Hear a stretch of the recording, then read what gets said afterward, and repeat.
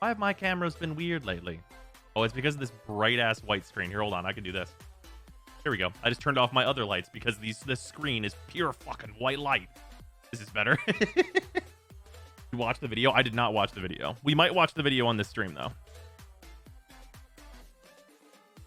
Yeah, this bright white screen is doing a number on me. Dark mode? I don't think that the Warframe website has a dark mode. It's going on to YouTube's later. I might make it a separate video, or I might make a separate video for it, but also, I mean, this will be on the archive channel regardless, so there'll be that. Is there a dark mode on the bottom of the page? Bruh, I will turn that on immediately. Bruh. Oh, that's so much better. Oh, man. I did not realize that was there. Thank you. I do a big appreciate for that one. I did not realize that was down there. And look how much better it looks now. Now the screen's not all white. As is every case, why is dark mode not default? Yeah, I fully agree. Yeah, apparently that exists, everyone. I had no clue. The thing that annoys me most is that some stuff is only said in the video, like we changed some of the damage because you didn't appreciate the animations we made. Yikes. Yeah, we will definitely watch the video if it's got extra information. That's an absolute go then. Also, Shermie, thank you for the 100 bits. With the dislike ratio of the YouTube video, I'm surprised they didn't disable YouTube comments yet. Ah, yes, the keyword there, yet. Okay, so we're just going to go over this in order, and I'm just going to talk about what's important as we go through it. Okay, so... Shut up and take my money! Oh, also, we are gonna turn off notification sounds and stuff, but Tolris, thank you very much for that resub. Fucking 24 months, dude. 2 years. Here we go.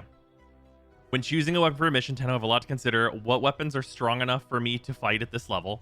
Valid. Which weapons are best against this faction? This is not a consideration, just so that's clear. There are just good weapons and bad weapons. What faction it goes against does not matter because only one faction matters. Which weapons are the most efficient and easy to use? This turbo matters. This does really matter. Which weapons do I have the most fun with? Also absolutely matters. However, I will say that I think for a lot of players, this one only matters if the weapon meets this first consideration. Like, this one is like, yes, I will choose the weapon that I like, for sure. Absolutely. I do that all the time, as long as it definitely meets this. So I will say this is important, but not in so much as this one, and sometimes this one, depending on what you're doing. Because if you're doing like a turbo farm, then this one also becomes more important than this one. But if you're doing anything casually, I think the order is this is important, this is important, this is important. And then which mods make these weapons perform the best? So whenever you're choosing a weapon, this doesn't really matter. So I would say three of these things on this list matter, but which mods make these weapons perform best, I don't think matters at all whenever you're choosing a weapon. Because, like, the mods are basically the same for the vast majority of the weapons, and, like, whether or not you have them just changes the answers to the other questions. So this is a weird thing to include here. Just as, like, a straight off, like, what's up here? I assume the only faction that matters is Grineer because Lamau armor. Yeah, just armored enemies are the faction that matters. Not even, like, the Grineer. Every enemy that has armor is the enemies that matter. Are the changes looking good? I will be... So straight up, from what I've read, some of them look good, and some of them are hilarious. Thanks for testing out Split Flight Serenos Prime the other day, by the way. Really funny on Zaku in their one. Ah, yeah, I can see that. Okay, just reading through here. I've read like these things before. I did not read like the bulk in here. Okay, the average player will ask themselves at least one of these questions, usually more, before making a selection. Not all weapons are built equal, but ideally there are several answers for each query so that Tenno can make their own choices from a variety of options and keep things fresh. If one category of weapon outclasses all the others or makes them feel redundant, then we as developers want to step in to make sure choice exists for the sake of fun. Sure. Enter melee weapons, and equally important, the mods you can use on them. Tenno have spent years sharpening their blades, but as a result, we've seen primary and secondary weapons collecting rust, and the longer we avoid addressing it, the worse this divide has become. We're changing melee and primary in for the single purpose of making the combat experience more balanced, especially at high level play, steel path, etc. So this is going to come up a lot, especially at high level play. There are some problems with the way in which they have addressed this high level play issue. So this is going to be a really big important point, is that they are trying to address this, especially in high level play, but the way that they've gone about it is like the reverse of the way that you would want to do it. So, generally speaking, we feel that gun stats are in a good place, but it's the mods that are lacking. Inversely, some melee mods are too strong. We intend to address these issues in two ways. Firstly, careful nerfs to a handful of melee mods. Secondly, by offering greater strength for the rest of your arsenal with primary and secondary arcanes and new galvanized mods, both of which have issues. These two things are going to have some major problems, but I think they are not bad ideas on the face. Stars, thank you for the 111 bits. Much appreciated. Our goal is to encourage you to use your entire arsenal in missions. Switching between primary, secondary, melee should feel like valid and strategic options in contrast to the uncontested melee dominance that exists in the current meta. We want melee to be fun and powerful as you repair your way through the solar system, but we want melees to have that same level of fun and power with primary and secondary weapons, should that be their preference. So the thing about this is that, here's the thing. We want melee to be fun and powerful as you repair your way through the solar system, but we want players to have that same level of fun and power with primary and secondary weapons, should that be their preference. This sentence, were it true, would mean that there's no reason to nerf melee. Because melee, as it stands now, is already good enough, right? We all know that. We all know that melee, as it stands right now, is already good enough. And melee has, right now, a wide variety of, like, valid weapons and a huge, diverse meta within just melee weapons, right? There's so many good melee weapons. It's hard to pick a really bad melee weapon as long as you're choosing, like, something, like, somewhat reasonable. Like, there's some bad ones that you can get really early. Like, no one wants to use the heat sword, but that weapon's not really intended for, like, higher level play, right? Like, what this means is that melee is fine and we need to bring up primary and secondary weapons. Like, that's the takeaway from a statement like this. But they're nerfing melee. So, the option to choose is key here, one that is lessened by the current divide between melee and everything else. Our approach to lessen this divide will be through changes to existing mods, the addition of new mods, as well as introducing new primary and secondary weapon upgrades. Okay, table of contents. We're gonna the nerfs and stuff are first. So melee mod nerfs, which we're gonna go through pretty in depth. Weapon changes, primary and secondary weapon arcanes, galvanized mods, and then login items. And then there's a video here. They're age restricted, but we'll go watch them, of course. So, melee mod nerfs. First and foremost, Berserker, Blood Rush, Condition Overload, Glaives, and the Kuva Nucor. The Kuva Nucor is in the melee mod nerfs, and that's turbo hilarious. But it's not really a problem that it's in here. I don't care. I don't care that it didn't get its own section. Doesn't matter. But it is very funny. So, Berserker. Obviously, we all know Berserker as the premium attack speed. It is the primo attack speed mod to put into any build because you build melee weapons for crit. Plain and simple, you build melee weapons for crit. There's pretty much no other way to build melee weapons outside of a few very much edge cases. Berserker, attack speed increases for melee are part of what makes it so dominant. This is especially true when the conditions to reach animation breaking attack speed are as simple as current Berserker on critical hit, infinite attack speed uptime is possible with a single mod. And the result is animation noise with no distinction between hits coupled with massive damage output. We still want to support the ability to increase your melee attack speed and damage output, just not to the levels you currently can. Berserker is changing from plus 30% attack speed, max 75% for 24 seconds on critical hit, to Berserker Fury, which means it cannot stack with Fury because they are both Fury mods. On melee kill, 35% attack speed, max 70% for 10 seconds, stacks twice. So you get 2 kills with your melee weapon, and then for the next 10 seconds, you get that 70% attack speed. For me personally, this just says don't run Berserker anymore. Like, it's not unusable. It's not unusable, but what this says is don't run Berserker anymore. And what this does instead say is run Arcane Strike ?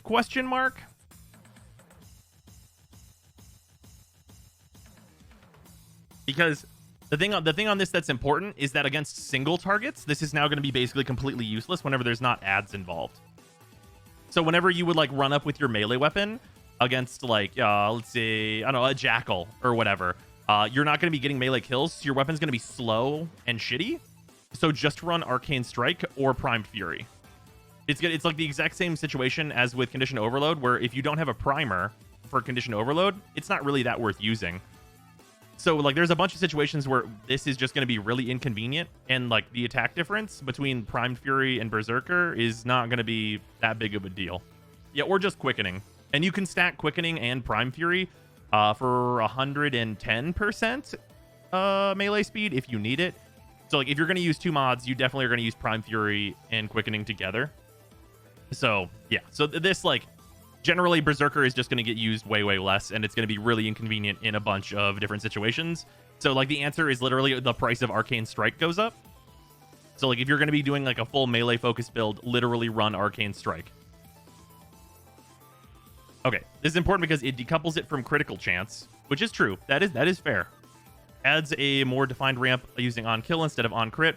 So yes, this is a defined ramp, but it's also a way steeper ramp, which frequently limit 0 to max in one swing hitting 3 enemies. By the way, this thing right here, this is the reason it was good. Just so we're clear about that. Renamed to Berserker Fury to communicate it can no longer be equipped with Fury and Prime Fury. Right. Blood Rush. This is also a gigantic nerf. Okay, maximum values being lowered. This changes the achievability of consistent red crits from just one mod on most melee weapons, some high critical exceptions, and now additional help will be needed via mods, arcanes, or Warframe abilities to achieve consistent red crits. One mod alone, generally delivering the best tier of criticals, felt too powerful. Blood Rush is changing from 60% critical chance stacks with combo multiplier to 40% chance stacks with combo multiplier. Now this is an enormous change. This is a slightly over 30% reduction in your total critical chance that you're going to be getting, which is a massive decrease. However, you can of course just use the gladiator mods on a Helios, so like the value of Helios goes up. Like value of equipping Helios and getting the gladiator buffs that way goes up. Also, let me do a double check. I'm gonna do a double check on how much gladiator gives per mod. 1 second. It's Gladiator Fury, I believe it is. Gladiator Vice. You get 10% critical chance per combo multiplier. So if you're the difference on this is going to be basically in general, I think you're going to want like instead of a drifting contact, you're going to take the Gladiator mod. Yeah, the deconstructor on other sentinels would be very helpful. But yeah, you're going to be able to like, you're going to probably prefer like the gladiator combo mod if you're going to use like the cats that constantly revive themselves. You're going to use the gladiator combo mod instead of your drifting contacts, and then if you're going to use quickening, you might actually prefer to use quickening plus gladiator vice in order to get back up to the old blood rush value if you're going to be using a non-Helios sentinel. So that's a potential consideration as well, just to get that damage back. But like gladiator vice is probably too much. Probably just the gladiator combo mod is going to be the one that's more preferred. Who wants to bet the DE is stealth nerfing this interaction? The Helios one, maybe, but then that's just going to be like the gladiator combo mod gets used even more. Okay, condition overload. Condition overload's maximum values being lowered. It's been some time since we originally changed this mod, and it's time we decided we're still not happy with the way this goes up against other damage mods, namely Prime Pressure Point. We've reduced this to 80% to make it almost as good as Prime Pressure Point, and 3 status types back to where it was originally. It remains true that even though the maximum potential damage is lower now, I think it's an extremely powerful mod in its latest iteration. This should now be a more meaningful choice. Do you want front-loaded damage or build up from multiple status types? Condition overload from 120 down to 80%. That is, again, a 1/3 reduction in the damage that you're going to be getting out of this mod. Condition overload already wasn't really worth using without a primer. You will continue to use it if you have a primer. Like if you're the person that has a magnetic Kuva Nucor, you are still going to do that at extremely high levels to deal with, like the steel path. What are they called? The disruption guys. Don't remember their names. The dudes in disruption that blow up the things. Is it just disruptors? Someone in chat help me out here. What are they called? Demolishers? Something along those lines. Demolists. There it is. I totally forgot their name. Totally blanked. But yeah, you're still going to use this if you're going against like super high level Demolists. It's for sure still going to be useful for that. But yeah. Weapon changes, glaives. So this part sucks ass. In late 2020, we reworked the glaive melee class to be more powerful and comfortable to use. Overall, we feel these changes had their intended effect as weapons like the glaive prime skyrocketed from obscurity to the top of the pile with their newfound ability to inflict huge damage using heavy attacks. Remember whenever we buffed glaives? Now we're nerfing them. However, these changes also introduced a common issue. Players with high melee attack speed would sometimes accidentally throw their glaives when trying to perform simple melee strikes, and the catch and release mechanic sometimes resulted in multiple unintended throws. In reviewing our melee system, we felt it was a good opportunity to address this concern while also doing a balance pass to reflect the power in this newly reworked melee class. That said, our two changes to the Glyph go hand in hand. First, the heavy attack windup speed is being increased from 0.6 seconds to 1.2 seconds. This means you run the Organ Shatter that lowers this. Before, you would just use Killing Blow because you would hit like the limiter on it going to 0.3 by just using Killing Blow. Now you switch the Organ Shatter to the other one and it still get extremely down low, exactly where we are right now. You're going to lose 5% critical damage. But all this does is it means we use the other Organ Shatter. That's the top to bottom. That's all that this means. This change is actually not that impactful overall. It will lower our damage very slightly. With more time on the windup, it's much harder to accidentally throw when you're trying to swing. With this increased windup speed, players are also more capable of performing quick throws. Right now, the damage on quick throws is very close to fully charged. So in order to encourage more meaningful choice, our second change is to reduce quick throw damage by approximately half of the maximum charge. Exact number changes are as follows. So a big thing that's really important here is there are only actually two Glyphs that matter. There's the Glyph Prime, which is the super high level premium Glyph. And then there is the Zorus. Those are the two Glyphs that matter. Other than that, no one cares about anything else here, basically. Like, the Serrata is, like, fine. But basically, everything gets, like, chunked down. 366 to 201, 549 to 333. Like, those don't matter. Glyph Prime from 328 to 180, but direct hit doesn't matter. The big one is 492 to 296. Now, this is only on the quick throw, which is important, but, and somebody correct me if I'm wrong, if you just, like, charge it up all the way, you get a quick throw by just doing the full hold, and you actually have to time your release in order to get a real throw, if I'm remembering correctly. So this is just a general nerf to damage. I believe they made it so that you have to time the throw correctly to get your full charge. And if you overcharge it, you end up with a bad throw. After the rework, a full hold is a real throw. Did they make it that way? If they made the full hold a real throw, then these changes actually do nothing. And that the difference between I forget if they changed that or not. It just does the perfect throw. If the damage was close, I might not have noticed. The damage was close. I would look on that. I believe when you get the bigger circle when it is in the air, the discharge post rework. I don't think there's any quick throw here. Quick throw isn't full charge. Okay, so it's just any time before the full charge. There's not like a window and then after that it goes back down. Because if they removed that part, then that's totally fine. And these actually don't matter at all. Because there's never a real reason to not do a full charge. Because you're going to equip, you know, the special Organ Shatter and the Killing Blow. So you're going to throw super fast anyway at full charge.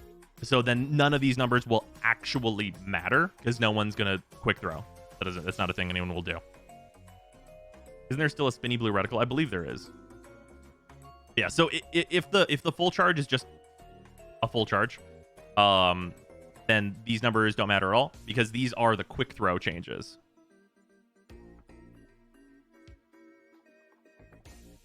Quick charge is just the combo throw. I thought, like throwing right after you catch it. Yeah, which you don't do very often.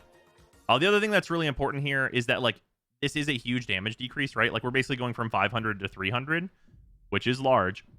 But please keep in mind that in particular for the Glyph Prime, this isn't going to really matter a whole lot because the Glyph Prime is so unbelievably strong that like even in Steel Path, enemies just evaporate.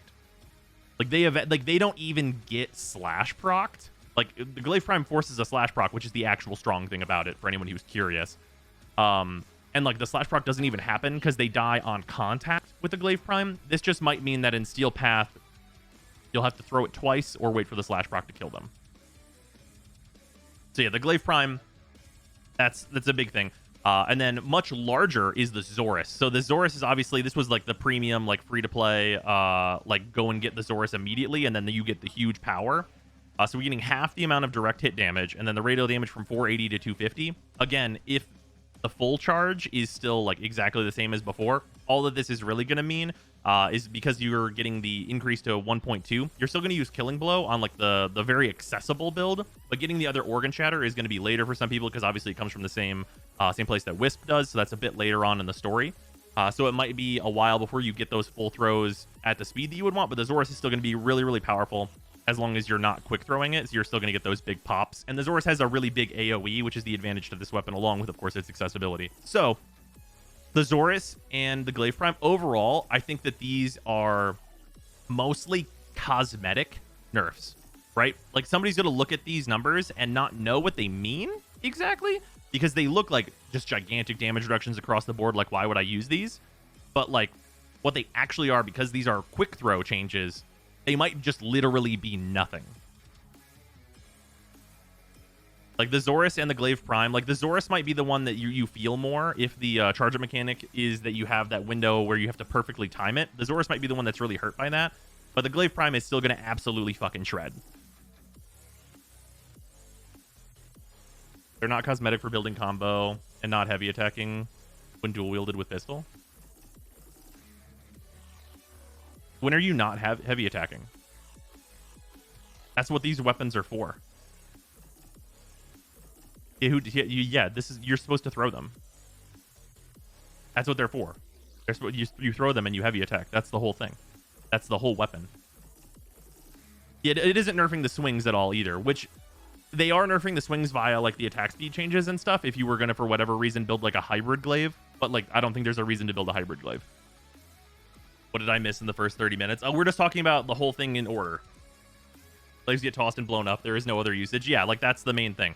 Like right now, I would say like probably the most powerful combination of items that you can hold in the game is the Kuva Nucor in your left hand and the Glyph Prime in your right hand. And if you're holding those, not much is going to get in your way. As long as you're a Warframe that's worth a fuck. Speaking of which, the Kuva Nucor. We are indeed touching one non-melee item in the series of nerfs, and likely to no one's surprise, it's the Kuva Nucor. It's a dominant secondary with incredible power, which is warranted given its acquisition. It'll keep all of its signature behavior, except for it won't. But the general output is being notched down slightly with the following change. Chain targets reduced to 2 from 4. It'll keep all its signature behavior, except for this signature behavior.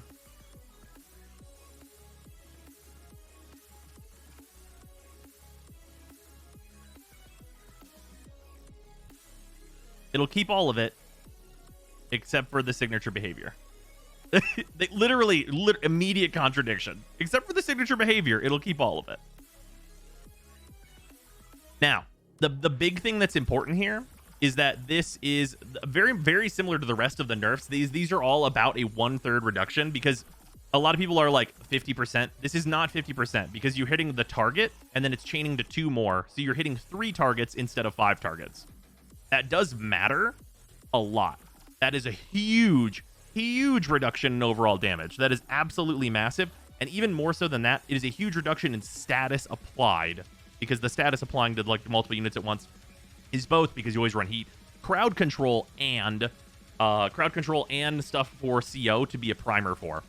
This is not going to matter at all for single targets, right? This is not going to matter at all for single targets. So if you're using your Kuva Nucor to just kill that guy in particular, and you're using your melee weapon for everything else, you will notice basically no changes whatsoever on the Kuva Nucor. It is still going to be an incredible weapon. It will probably still be the strongest secondary weapon in the entire game, bar none. It's still going to be absolutely ridiculously incredible. Is the nerf listed out? Yeah. Check out the epitaph. Yeah, I still think the Kuva Nucor is just going to be like mind-blowingly dominant unless there's some secondary weapon that they release with the Corpus Liches that is going to take its place. It'll still be absolutely fucking fantastic. Yeah, it's not really going to change much. I really don't think that this is going to move it below any other secondary I could even possibly use. Odds that the New Sisters gun is the top shit. I would say the odds that like one of the New Sisters guns is incredible is pretty good, but I feel like the worst case scenario for the Kuva Nucor, I think, is that it'll end up being number 2, and that's not a big deal at all. Yeah, the Granum Cycron, absolutely possible that's like the new hotness. Phantasma might be the best beam primary now. It wasn't before? Was it not before? That's news to me if it was not already the best beam primary. We're going to talk about the Phantasma. The Phantasma gets some shit in here. Okay, onward to primaries and secondaries. All the information about how we are lessening power in some ways. Let's move on to ways we are increasing the power available to primary and secondary weapon options. Now remember, they are increasing this power so that the power is closer for Steel Path content, and that's really going to matter here. We're going to start with the biggest change. You can now add arcane slots, name not final, to your primary and secondary weapons and fill the slots with new arcanes that enhance and reward diverse gameplay. Our entire approach to making guns a comparable choice in your arsenal orbits around the notion that gunplay is fundamentally more varied than melee. There are pinpoint accuracy guns, AoE guns, and high fire rate guns, and everything in between. Now, I would love to point out that there are pinpoint accuracy guns, the Redeemer and the Stropha, AoE guns, all of the huge AoE melee that we use, which are most of the melees that we use, and high fire rate guns, the shorter range, super high damage output melee weapons that we also use. There are a bunch of different kinds of melee weapons. They're just all really good, and you hit the E button. The only difference is that you hit E for one and left click for the other. There are variations between all of these types of things. Is there like maybe very slightly more variation on guns? Maybe. But like there's no design space prevention on them making more varied melee weapons as well. There's a reason we have stuff like the Stropha and the Redeemer and like the Zenistar and all these other unique melee weapons. Like we already have that. This is literally a problem that DE has created. Like this problem can be solved just with further design moving forward. There's reload times, magazine sizes, and more, attack speed, range, etc. Like we all of like the pass-through ability on melee weapons, all these important stats that are also important there. We want to make these varied options better at what they do by rewarding you for using them well, thus Arcanes. Because the gunplay fall-off is more of a late-game problem, these new upgrades will be earned through late-game content systems, namely the Steel Path. You'll be able to get the Arcane slot unlockers from Steel Path Honors, whereas the Arcanes themselves drop from Acolytes in the Steel Path. The spawn frequency of Acolytes is also being increased, meaning you'll get more Steel Essence as well as more chances for the Arcane you want. All Acolytes will drop them. Okay. Now, there's a couple things here. This is really important. And this... here's the thing. So, here's the thing. Okay, so you need to do Steel Path in order to get the items for your primaries and secondaries to do Steel Path.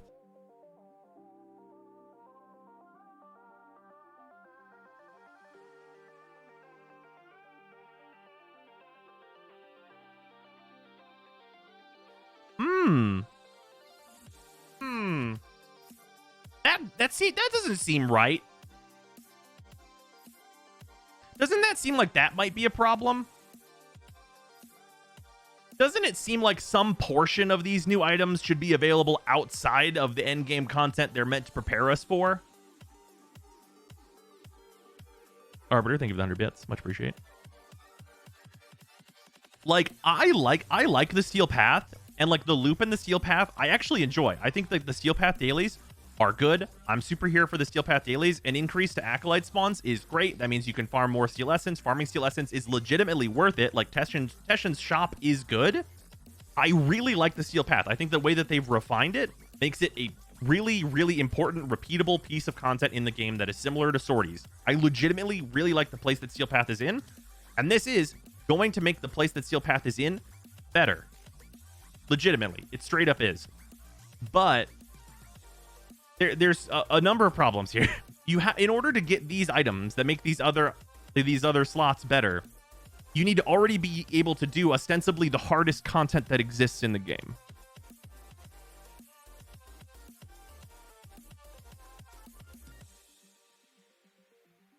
Like, I'm not telling... Like, here, the problem is that, like, I'm going to throw my Zorus at these guys and kill them, and I'm going to be like, oh, now I can use a gun. Woo. I already have a solution for these problems, but now I've got more. Do the hardest content to get the weapons for the hardest content. Duh. Yeah, like, I legitimately look at this, and for me, as someone who can already very easily do Steel Path, I'm like, oh, that'll be fun to farm. I want to farm these new items. It sounds like a good time. Like, it legitimately sounds like a good farm that I will enjoy, and it will be an increase to guns damage. But if guns are not already good enough for it, if you're someone that likes to use guns, you're going to have to stop using guns in order to get the items to use your guns. If I can already do the content, why do I need more damage? Right, exactly. And in a lot of cases, it might just mean that you pull a different Warframe out of your arsenal and still use your guns, because if you're Rhino on the Steel Path, you can use your primary weapons. You'll be A-okay, for sure. And then you'll just get more power out of these. So it's not like there's not other ways to do it, but like, if we're talking about like the most efficient like thing that you're going to be bringing into Steel Path when you're there, it's going to be your fucking melee weapons. That's why trading in Warframe exists. Well, that depends on if you can trade the things to unlock your arcane slots, because the thing that they say in here is arcane slot unlockers from Steel Path honors. So you have to be able to get the Steel Path currency in order to get these arcane slot unlockers. And I think they state in here that they're going to cost 15 currency, which is not that much. It's honestly, 15 currency is not a big deal. But if they're not tradable, then you're not going to get them before you're already doing Steel Path. Yeah. Well, did they say they're not tradable in the FAQ? I know they said that you cannot buy them with platinum. They said that. Not that much until you need them for every weapon you want to use. I don't think that's such a big deal. Honestly, legit, like 15 Steel Essence, especially if they're increasing the rate at which the Acolytes show up, is actually not going to take you that long to farm. I really don't think it's a problem. Yeah, you do 2 dailies and you'll have 1, and you can probably just AFK through dailies. Yeah, dailies are not a big deal. I don't like the unlockers. Discourages experimentation unless you do a heavy farm. I don't think that there's such a heavy farm involved here, because it's already worth doing. They're also boosting the dailies to 5 each. Oh, there you go. 5 essence for dailies now? That's super sweet.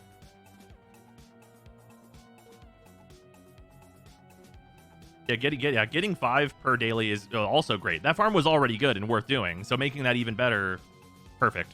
Why didn't they just buff guns? Who knows? Yeah, not actually just changing the stats on the guns is mystifying to me, but I think I might have some answers for you whenever we get down here a little bit. So let's talk about these arcanes that they're going to be adding, because these arcanes that they're adding, I want to, before we even talk about them, I think they pretty much hit the mark on these, which is good. The first primary arcane is designed with primary weapons that perform well as AoE or high rate of fire weapons. This arcane will reward kills with the following stats at max rank. On kill, plus 30% damage for 6 seconds, stacks up to 12 times, which is super meaningful. This is, what is it, 360% extra damage? Very big. And reload speed, which is very good. And then ammo maximum, I don't, okay, so this one's weird. This one's a weird one. I'm not sure if this means reserve ammo, or if it's, I think it means reserve ammo. I'm pretty sure it does. But if they instead mean like magazine size, this is amazing. I assume they mean reserve ammo, though. Yeah, if you got 2 shots on bows, that'd be hilariously broken. The ammo max does not equal mag size. Right, exactly. Yeah, if this was mag size, this would be the absolute nut. But yeah, this is a good one. Super solid. There's going to be a number of weapons that do want this legitimately. Then the second arcane is designed with high precision weapons in mind. Make your headshots count for greater performance, excluding AoE headshots. On headshot kill, 120% damage for 24 seconds, stacks up to 3 times. So this also gets to 360% damage, and it also gives you plus 30% to your headshot multiplier, which is a huge increase to damage. So the headshot multiplier right now compounds with critical. So the headshot multiplier is absolutely fucking fantastic. And you get minus 50% weapon recoil. Very, very good. Very, very good. Like the weapon recoil, obviously like people would think this is a throwaway stat, but like so is ammo max. And headshot multiplier is a way better stat than reload speed. Like they're both DPS stats, but headshot multiplier is really, really good. So this is super solid. And then primary dexterity on melee kill, 60% damage for 20 seconds, stacks up to 6x. So this one is the one that I think will probably see the most use. And I think it's because in general, the way that I see this generally going is that this on kill one, I get the strong feeling that if an enemy dies from a status that a primary weapon applied, you won't get a stack of this. Okay? Like, I think that you won't get a stack of this if a status that was applied from a primary weapon kills them. And because I think that is the case, I think that primary dexterity will probably be used over it, still with stuff like the Glyph. I would love for this to, like, if a status you apply kills them, for this to apply, but otherwise it's going to be really hard to justify using this over this one because melee weapons are still going to be great. Primary dexterity doesn't seem like something I'll ever use. Okay, let me give you the scenario where you definitely use this. I'm going to use a Glaive Prime and a Kuva Ogress. You kill 6 enemies, you get plus 360% damage for your Kuva Ogress. Like, killing 6 enemies with a Glaive? Trivial. Absolutely trivial. And then you just fire rockets across the map. Plus 360% damage is a super meaningful amount of damage. Yeah, and you just have to throw the Glaive once every 20 seconds. This is the primary version, not the secondary. The Kuva Ogress is a primary.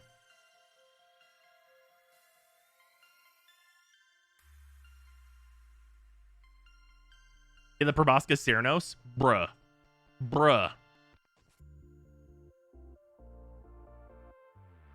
But yeah, they all give you 360% damage. Depending on the on-kill restrictiveness of this, I think it'll either be primary Merciless that most people are going to use, or it will be primary Dexterity. I think it's pretty much going to be one of those. Obviously, like, headshot kill... The problem is that, like, particularly getting headshot kills, I know you only need 3, but it says excluding AoE headshots. There might be some weapons that will use this, but it's not going to be very many. I don't think it's going to be very many. If it's going to be any, it'll probably be shotguns. Like I think there's like the Kuva Heck. The Kuva Heck has the potential for this legitimately. Arcaplasmor? Why would you use the Arcaplasmor? It can't get headshots.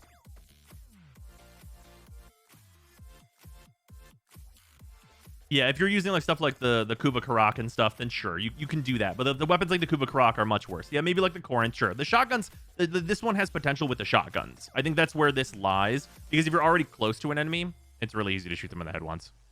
And especially weapons like the Corinth, where you get 3 headshot skills, you get that 360% damage, and then the headshot multiplier will apply to explosions ostensibly. So then you can fire the secondary fire of the Corinth and really fuck some rooms up. Like, that's a super valid way to go.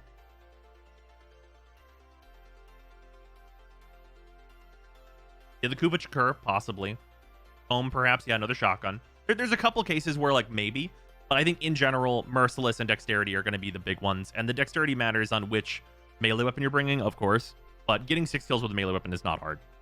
Like, think about how easy it is to get 6 melee kills if you're using the fucking Stropha. Absolutely trivial. Trivial. The Sea-Doo? The Sea-Doo probably wants reload speed. The reload speed on it is a little slow. Regardless, secondary weapons will receive the same options as primary weapons for their arcanes, but with their own version. In practice, you'd be able to equip yourself with a precision secondary like the Nell, a high fire rate primary like the Grikata, and select the arcane that will reward each playstyle the best. I think this is good. Having them just be the same across, where like you get the same choices on both your primary and your secondary, I think is good. They chose good things that are actually relatively varied here. Good stuff. Also, the Kuva Nucor gaining plus 360% damage when combined with the Glaive Prime. In general, the Kuva Nucor will end up stronger than it started. Also, keep in mind, it is not hard at all to get headshot kills with the Kuva Nucor. It is super, super simple. So you're going to get a plus 30% headshot multiplier as well if you want to, and a plus 360% damage. And keep in mind, if you were going to go with secondary Deadhead, you can use the primary Arcane that gives you 100% ammo efficiency, and you can build fire rate into your Kuva Nucor, or just fucking play Wisp.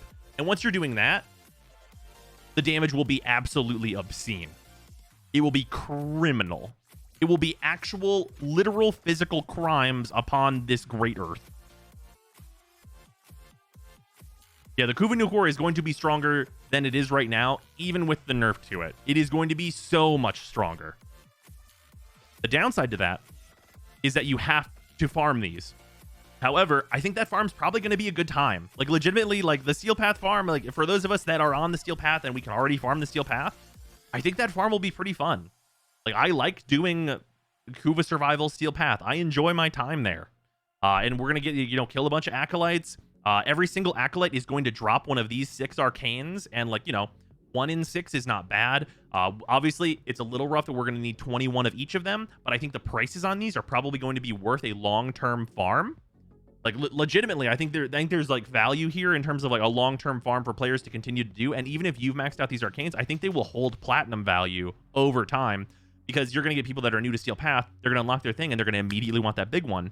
So this might be a legitimately really great way to farm platinum for free-to-play players, or players who just want more platinum, especially early on. If you can already do long-term farms in the Steel Path, day 1 of this, if you're going to start getting sets of Merciless, Deadhead, and Dexterity and, like, just going hard, you're going to make a lot of fucking money.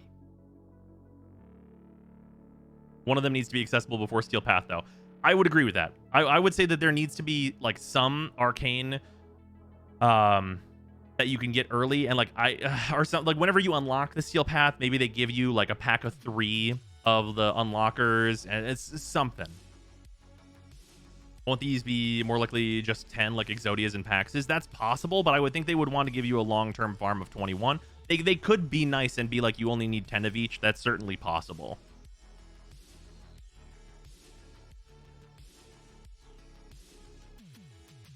What's the best Warframe for running through Star Chart in Steel Path? I would generally say Baruch, actually, but there's arguments for Wukong, depending on what your melee weapons are. Baruch can do it with the least setup. Like, it's pretty much, like, just Baruch here. Whereas Wukong, you do want good weapons. In the video, it looked like it was 21. Yeah, we can check the video after this. Yeah, in general, I like these Arcanes. I think this is a good addition to this. It's a very worthwhile farm that does give you meaningful stats, and it's going to be a real power increase that you're going to feel. The real question is on stuff like, can Titania and can Mesa, can they use these?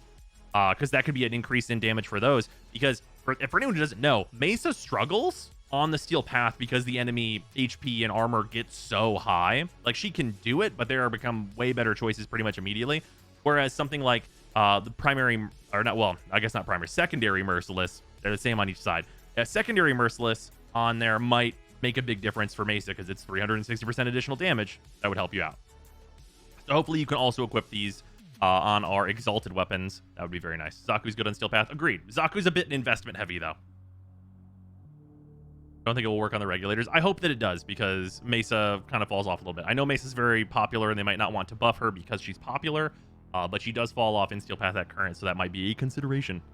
Ultimately, each Arcane stacks up the same amount of damage, but it's how you choose to get there that counts. Precision, Spray and Pray, Melee Synergy, your choice. The Arcane Unlockers themselves are an item you'll need to install on the weapons you want to take further, and you can find the Unlockers in Steel Path Honors.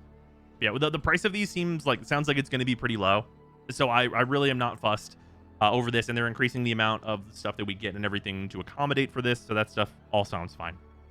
Now, this next part is where we get into some problems. Galvanized Mods. Our observation that arsenal imbalance becomes obvious at higher level content means that we want your progression to this content to matter for your power level. We want to give you the tools to progress to optimal play with a new series of mods, Galvanized Mods. The general approach to these Galvanized Mods is that the unconditional upgrade is not quite as good as the non-galvanized original, but the on-kill conditional increases them well above and beyond what is available with conventional mods in your arsenal. These will be available from Teshin Steel Path Honors. These are all fucking rank 10.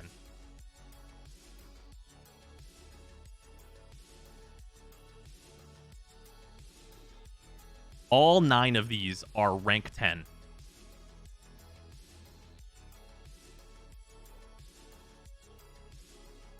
So let's assume conservatively that these all cost 30k endo, which is how much it costs to rank a rare mod, and that these are not going to be considered the equivalents of prime mods, because prime mods take 40k instead of 30k. So it's 60k, 120k, 180k, 2400k, 270k.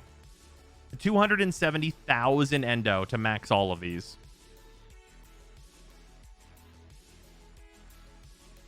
270,000 endo. if these are considered to be rares. You can add an additional 1, 2, 3, 4, 5, 6, 7, 8, 9. You can add an additional 90,000 to that, or 360,000 endo if they are considered to be the same tier as Prime mods. The border looks like uncommons. It does, but this is a new type of mod called Galvanized, so we do not know what tier they are. If they are considered to be like the same cost as uncommons, it won't be that bad because they'd be 20k each, and that'd be 180k, and that's actually not so bad. They definitely won't be commons though. But yeah, if you do not have the endo saved up, you better pick and choose which ones you're going to run through. The thing I will talk about on this is, like, we're just going to talk about what these are.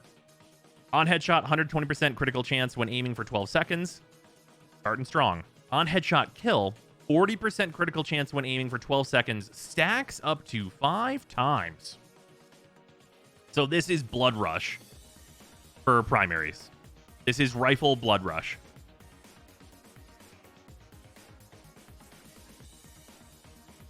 Rifle Blood Rush is pretty good, it turns out.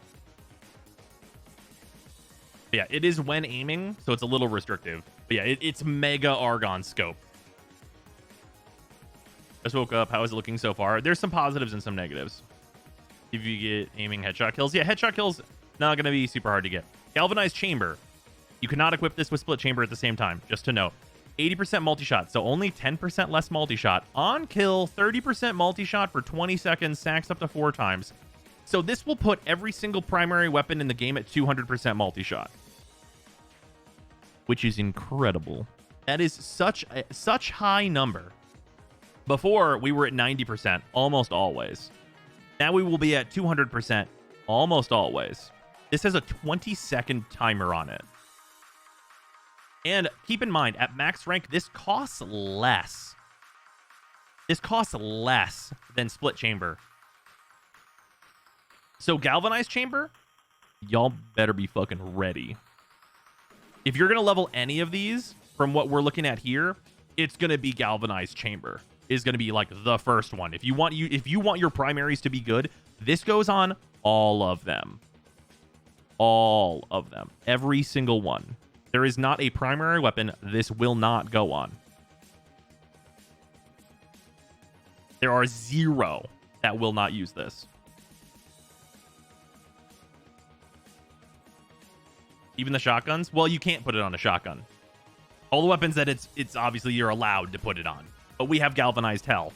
So there's going to be that. Yeah, shotgun has its own one. Galvanized Aptitude, 80% status chance on kill, 40% damage per status type affecting the target for 20 seconds, stacks twice. 80% more damage per status type affecting the target. And 80% status chance. Okay, so there's one gun in the game that uses the flat mod of plus 80% status chance, and that is the I have it on the it's on the top 10 primer weapons, the Phantasma.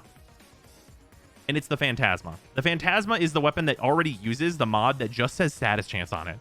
That weapon already uses that mod. You replace that mod with this, the Phantasma might be about to be almost the best primary weapon in this game by a lot. Oh, wait, no, right. The Phantasma is considered a shotgun, so it will use this other one. It will use Galvanized Savvy. Sorry, not Galvanized Aptitude. It will use the Savvy one. There's equivalents. They're the same mod.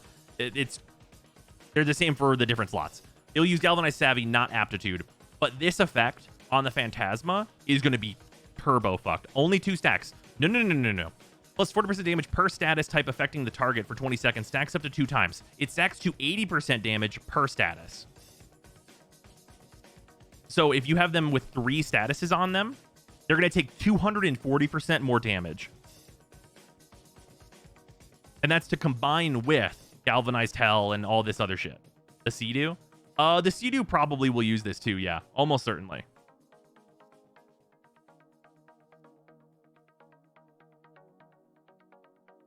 Yeah, this is on kill. The Phage. The Phage might switch to this. It's definitely possible. But yeah, it turns out Condition Overload for primary weapons is really, really good. Especially whenever you also slap a plus 80% status chance on it. So this mod's really, really good.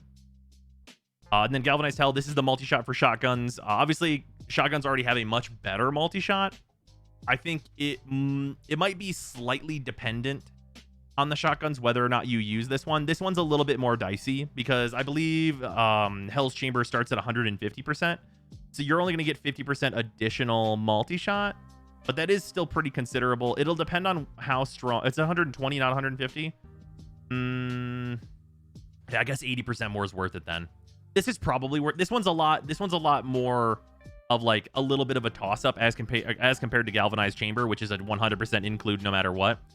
This one, it'll depend on the shotgun, maybe very slightly, but it'll usually be much better. Did you grab Prime Tactical Pump from Borrow? I haven't yet, but I'm going to. And then Galvanized Acceleration, this one is a bit different. Plus 30% projectile speed / beam length on kill, plus 30% projectile speed / beam length for 10 seconds, stacks twice. This one, there might be some meme way to use this, but it's probably not going to be used. It will probably be useless. Oh, it is an Merciless mod. That is true. I did not notice that. You were very right. In the Merciless slot? Well, you know, yeah, maybe, yeah, you know, in the Merciless slot, maybe the Phantasma puts this in there. Yeah. Yeah, Sniper Phantasma? That doesn't sound bad at all. Because you get, what, plus 90% length? Oh, that's fucked up, actually. Yeah, the Phantasma might be about to be super fucked up. And then Galvanized Diffusion. Obviously, this is worth it. It's super good.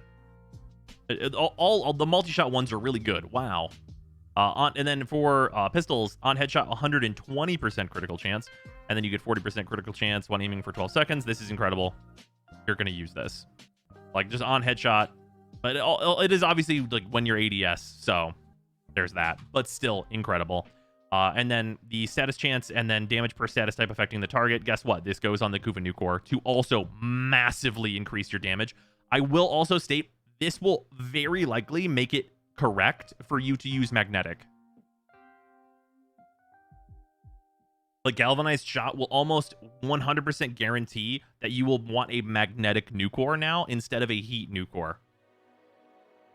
Although, oh god, it'll be so hard to fit everything that you want to fit, though. Because you need to fit both statuses, all the crit mods. If you're fitting this as well, it might actually also mean that you do need heat still, because you still want heat. Yeah, there's just no way to fit it. Just the mod slots are too restricted. You probably actually still go heat. Yeah, you probably still go heat. Because you just don't have the slot to add heat. You'll drop Lethal Torrent? You think so? Well, no, you want the fire rate's incredible, though. Nah. Lethal Torrent's amazing. You want the fire rate. The fire rate's so good.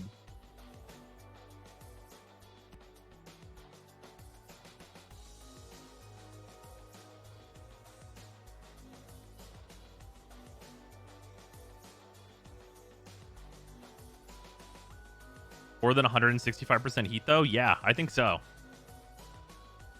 Is the fire rate better than heat? Yeah.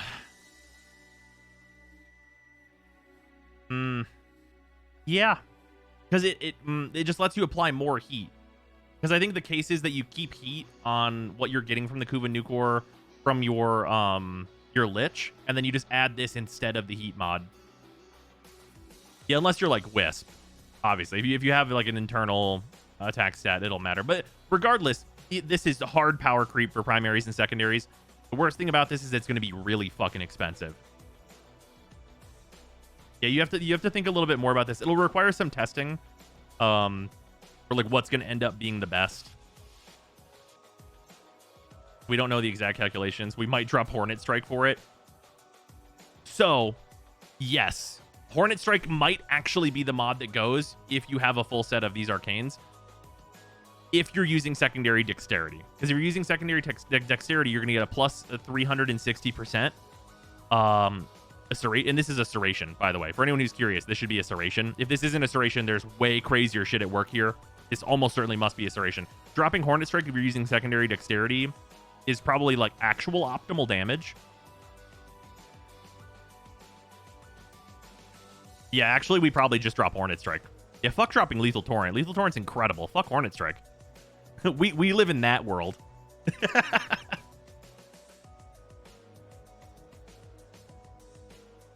Drop Heat without the Arcane. Yeah. Yeah, I think we're... Yeah, fuck Hornet Strike.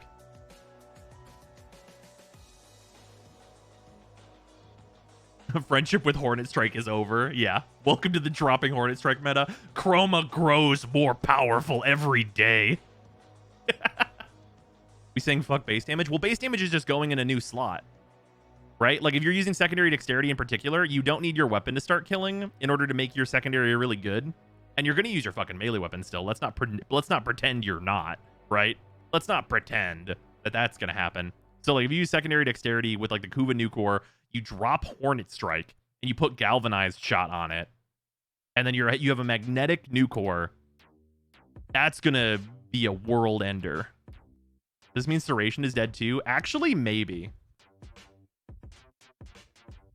Like, I would legitimately drop Serration for Galvanized Aptitude. It just depends on if you're going to go with primary dexterity and secondary dexterity. Because then, yeah, on the Kuva Ogress, you drop Serration. And then you add Galvanized Aptitude. Yeah, fuck Serration and fuck Hornet Strike. Who levels those mods? What kind of idiot would have those mods leveled? Remember, CO is limited to 3 status mods? This is still incredible. Because it also says plus 80% status chance.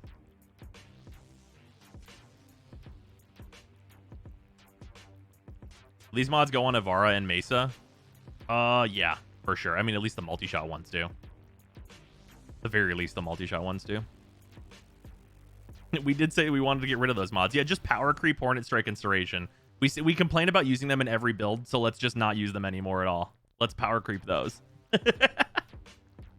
Sea-Doo, my time has come, and so have I. Were you there? Were you there the day flat damage mods died? Does the Phantasma drop its base damage mod? Yeah, actually, almost certainly. Because it does... so, funny story about the Phantasma. The Phantasma doesn't need its base damage mod anyway. It's never needed it. I know that sounds really stupid, but the Phantasma never needed its base damage mod. Because the Phantasma's whole thing is that if it shoots you with it long enough, you will die.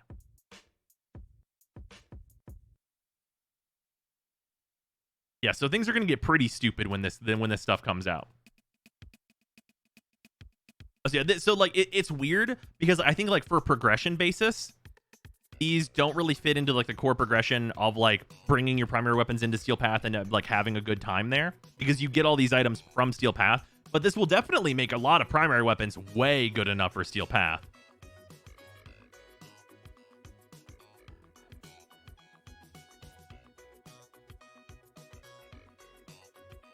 Imagine people coming back and not seeing base damage mods and builds. Yeah.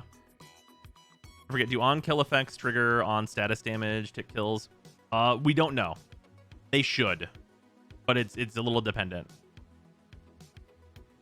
Yeah, as long as status procs the on-kill requirement.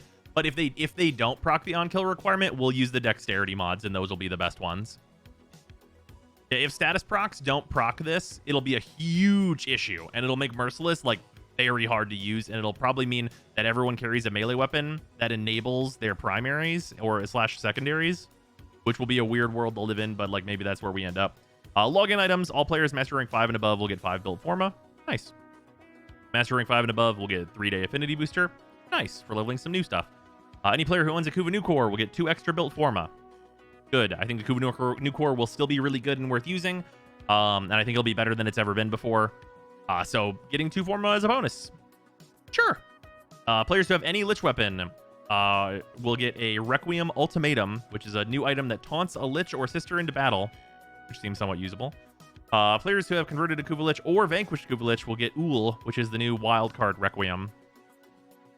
Valius, thank you for the resub, much appreciated. And Stars, thank you for those 100 bits. Forma for Lich Lady weapons, yeah, exactly.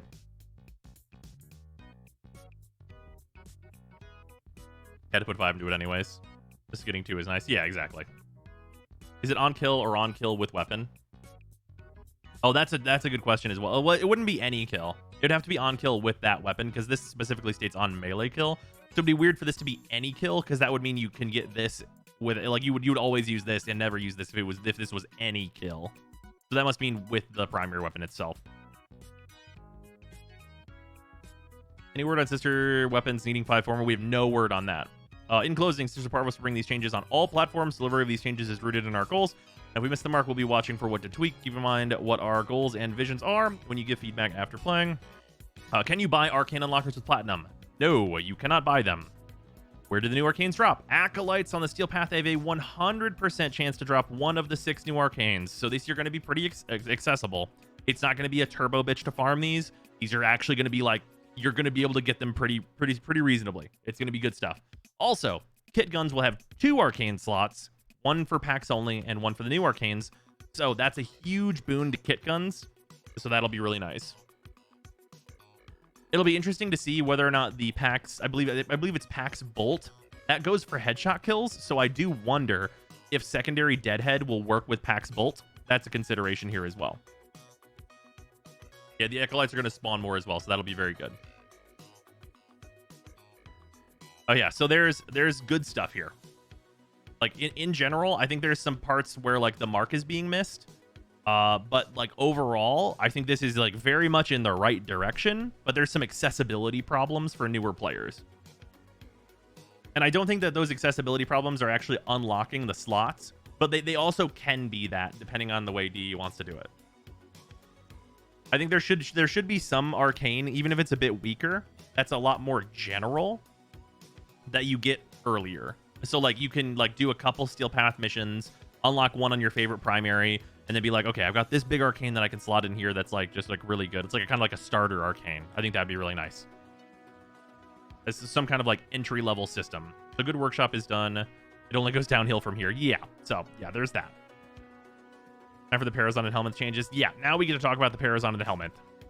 Yeah, baby's first arcane for their primary and secondary weapons I think would be nice. Is there a link to this page? It's in the Discord. What's up, Viper? Maybe movie time. Movie time will be after we go over the other 2 ones of these. 10. Oh, why? Dark mode. Thank you. Okay, so this is going to be the helmet system workshop. This one has some big problems. There are big problems here. Helmet system is being expanded in the Sister Parvos update. This system has been quite popular with players who really enjoy deep customization, so we're doing 2 things. Adding 5 more ranks and 5 new helmet abilities. Half of this is good. Adding a new system, Invigorations. We'll watch these videos too. So the new abilities. Parasitic Armor. Sacrifice shields to reinforce armor for a period of time. This one, probably not worth the ability slot, but it's not bad necessarily, depending on how much armor it gives you. If it gives you a truly heinous amount of armor, I could see it being very good. Grant yourself immunity to status effects. This will be like a nice default one on here. Like this will be good if you, for whatever reason, aren't going to get one of the abilities that gives you immunity to status effects anyway. Like there's a bunch of abilities that'll give you status immunity. Like Titania's 1, for example, which is not an expensive ability and has a pretty reasonable duration on it. So like it's not bad, but you'll probably just use something else instead. Voracious Metastasis, consume energy to heal yourself and grant matching energy to each ally. This is interesting because it is a support ability. So you use energy to heal you, which is whatever, but grant matching energy to each ally is interesting because this is very likely better than using Trinity ever for the future going forward. Like this probably literally puts the final nail into Trinity's coffin of literally never being used. Because if you have access to this, who would ever run Trinity? Like, who in their right mind would run a Trinity if you can use this? Yeah, turn Garuda into an energy machine. Yeah, you put this on Garuda, and Garuda provides literally infinite energy. Like, Garuda is legitimately an insane support with this. Not to mention, this gives Garuda infinite energy.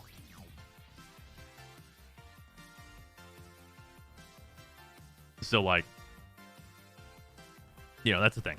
Support Garuda is real now. So this is an interesting one, but like Trinity machine broke. You need to heal to give the health. Probably not. It's probably you just consume energy to heal yourself and grant matching energy. You might not be able to consume energy to heal unless you have to heal. But there's ways around that. You can use the thing that damages you constantly that we use to proc Avenger and stuff like that. There's a lot of ways to do it.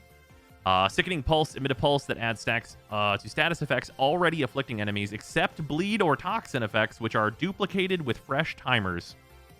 So this one's interesting because whenever it says duplicated, does that mean doubles? Like, when that says duplicated, does that mean doubles? Because that sounds like double. Surely it cannot mean double, but it sounds like it means double. Like, right? It does sound like it means double.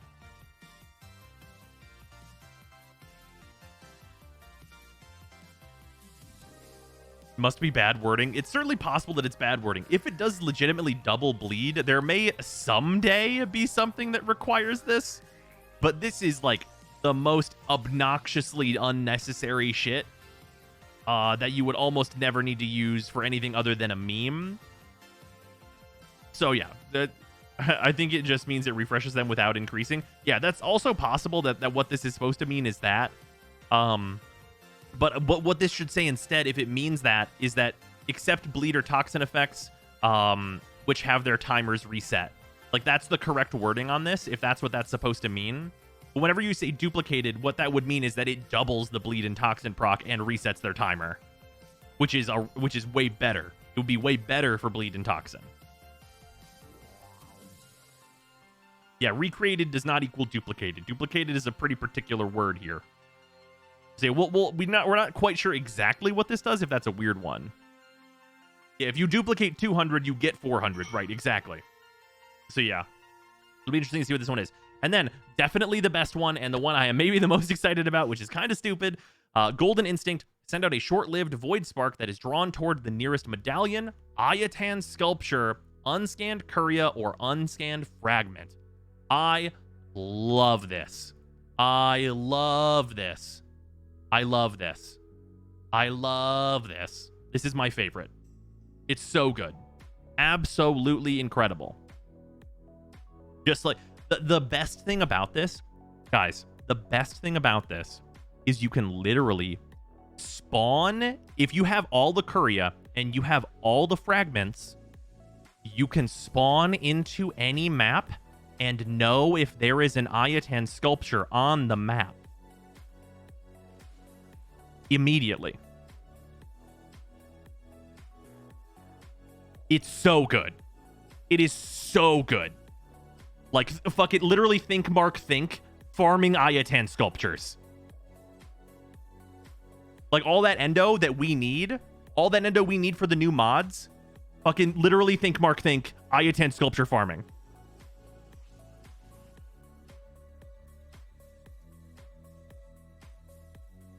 Yeah, this ability is amazing. Amazing. If you didn't know what to put on your Wukong, we did it. There it is, ladies and gentlemen.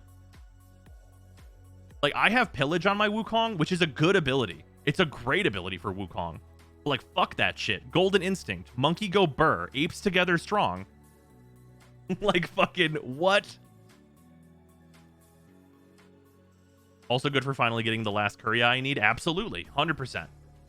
Because, like, if it scans the whole map, you'll immediately know. Like, you can just spawn into the tile set you need, and you can just click it and be like, did the thing spawn on this map? And if the answer is no, you literally abort mission.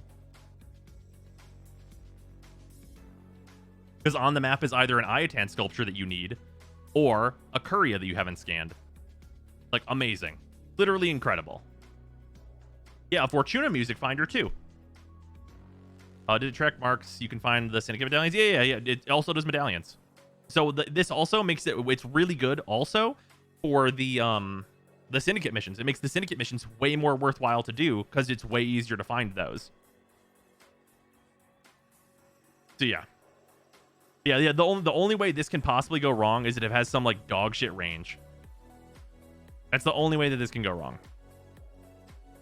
If it has dog shit range, then no one will use it ever, and it's a waste of my time. But if it scans the whole map, it's incredible. Absolutely fantastic, and I want it so much. Yeah, it just says nearest. Okay, and then invigorations. I did not actually read this stuff. No. I did glance at this.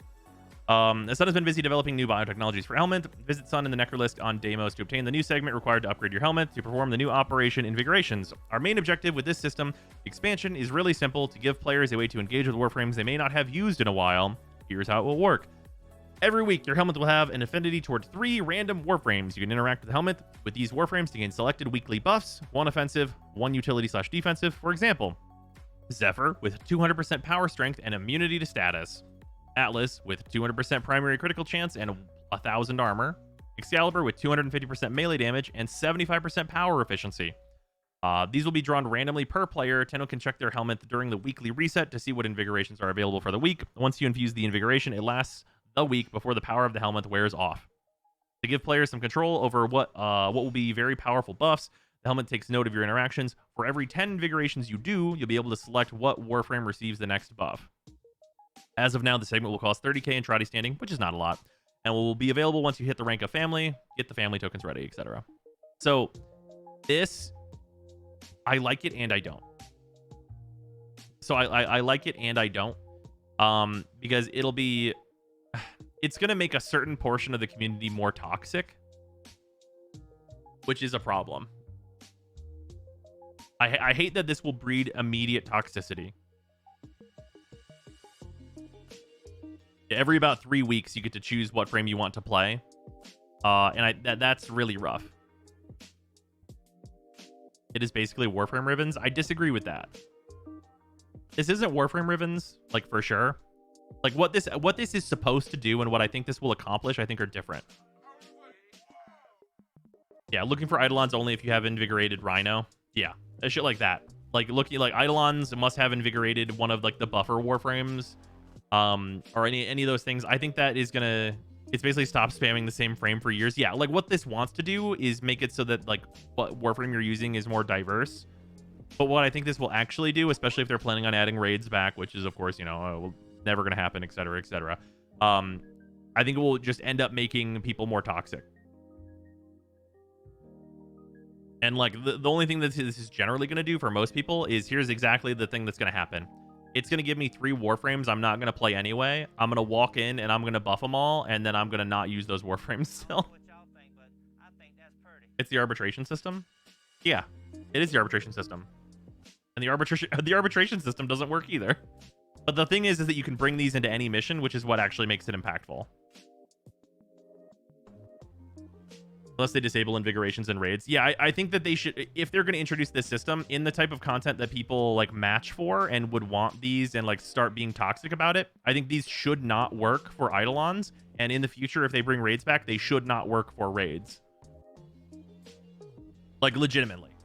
Like, I legitimately think that these need to be disabled for content where it will become toxic to include this. Dev Apocalypse is why what happened. I'm going to keep it real. There's just a few bad things in here. It's not really an apocalypse.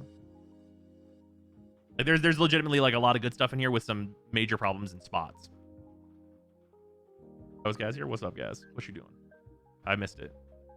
Plus 100 strength Loki raids only. It's true. But if every 10 you could pick something as a permanent buff to your frame, like a new slot to add on your Warframe, I don't think that permanent buffs are good. Did you clickbait us? Maybe slightly. There's a few things that really suck in here, though, but it's mostly actually pretty solid. Okay. Drawn randomly per player. Tenno can check their helmet during the weekly reset to see what invigorations are available. Next buff. As the segment costs 30k, which we already whatever. Okay. FAQ additions. Does your helmet rank automatically increase when the new 5 ranks are added? No, the new invigorations will give XP affinity toward helmet in addition to normal feeding and subsume/infusion actions. There won't be any automatic rank ups based on the current versus new level cap. This is fucking stupid. I have every single Warframe subsumed. You fucking give me the XP for this. I literally went and farmed. I have all of them in the helmet. I don't care if you don't give me the XP for, like, the feeding that I've done to the helmet between these 2 updates, but I should get all the XP for fucking feeding it Warframes. I literally can't do that again. This is the turbo fucked up part.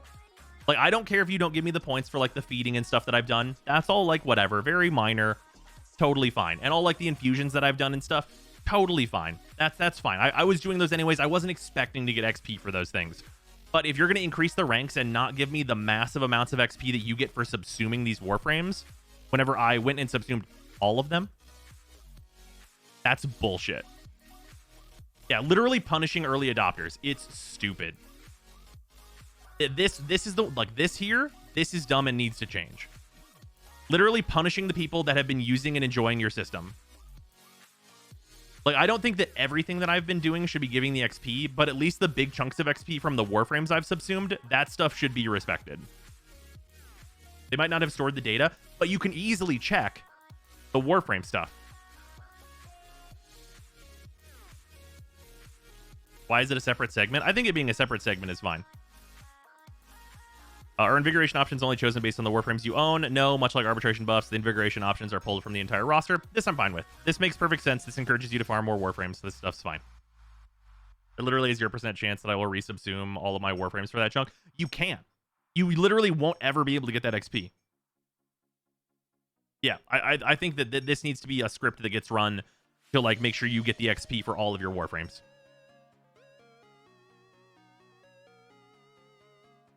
Yeah, and like, we literally know that they're logging all this data too, because they have all of our infusions and stuff logged for data purposes. So, like, yeah, this is the thing in this whole Helminth workshop. There's a lot of stuff that I like. This is the thing that is infuriating, because there's no reason this should be like this. All this means is that it's like, oh, I have to do all 3 of my infusions for what, 2 months or something, because I was a person that wanted to get everything done and infuse all and, like, put all my Warframes into the Helminth. I just get punished because I wanted to do that and progress this system that you made. So now the people that didn't subsume half the Warframes in the game now get to go and subsume them, and then they get to rank 15 before me, who was already done. Like, what? Why? Why are the people that went and farmed it the people that are getting fucked in this situation? That sucks. It sucks a lot. Yeah, I played too much, and D doesn't like it when people play their game. Imagine playing Warframe SMH my head. Yeah, it's real messed up. This is the one that absolutely needs to change. I think there's a lot of good stuff here. This is in line with some of the stuff that I said would be, like, good with expansions to the Helminth system. I didn't say, like, the invigoration stuff I did not predict at all, but, like, just some extra abilities on here. I think this is good. I think these abilities generally mostly are really good and great additions, especially Golden Instinct. Absolutely, definitely the most incredible one. But yeah, this is the extremely sour part that definitely should not be this way. Are you really surprised early adopters get fucked again? I'm not that surprised, but, like, also change it. On a completely different note, did you see that the Foo Fighters are releasing a disco album as the DGs? No. The goods are good, the bads are woo-wee. Yeah. Okay, speaking of the bads, let's talk about the Parazon rework. Parazon attacks were introduced in the Old Blood as a way to mercy kill enemies. This stylish and universal blade has a clear role in all things. No. Kuvaliches, and soon-to-be Sisters of Parvos, but their role in the game at large has been hard to play around. This is true. Hopefully this workshop would address this, right? There are problems in need of solving, and this workshop outlines our plans to do just that. The problem with mercy kills is that they are hard to pull off, making engagement with the system far too low. Mercy kills only have a chance to trigger when an enemy's health is 20% HP or less, also known as, we don't see this because enemies are dead or not. Enemies are binary. They're either alive or dead. In practice, you really never know if it's going to happen, and if it does, it is often too late. Yes, it's true. It is often too late, because they died. You've riddled them with status effects, a squad mate casted ability, or your Kavat might be feeling extra bloodthirsty and you cannot get in for a mercy kill. It's true, these are all problems with this system. We're changing their design, adding new mods, thank you Design Council, and refreshing the system. There's a video explaining it, we will go over that in a bit. This change is based on a core principle. We want to make them more reliable and more strategic so you can actively decide if you want to use a mercy kill or not. Our change is rooted in the following. A mercy kill opportunity will be guaranteed when an enemy gets below 40%, 60% for Corpus, but it requires all their shields being gone, but only on specific units in each faction. All the Eximus, heavy gunners, bombards, scrambus, nullifiers, and ancients. And the logic is rooted in the following common scenario. Imagine you see a heavy gunner in the distance. You have blood for energy on your Parazon. You see you need some energy, so you start shooting that heavy gunner, knowing full well once she's at 40%, she will be open for a mercy heal and the energy could be yours. Now, I'm going to tell you the real scenario. You see you need some energy, so you start shooting the heavy gunner. The heavy gunner dies. You can plan and decide.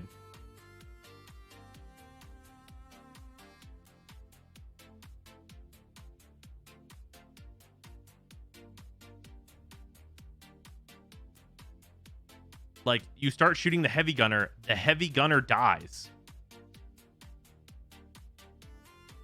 Yeah, then you void dash and activate your energy recharge. Yeah, or just drop a fucking energy pad. This shit's stupid. Full well, once she's at 40%, 40%, I'm looking at like 100% to 0%. Yeah, you void dash and the gunner flies away. With this change, also means the impact status effect is changing. Before, impact status effects used to increase the chance that the random mercy kill opportunity would happen. After, impact status effects increases the mercy kill threshold range on eligible enemies.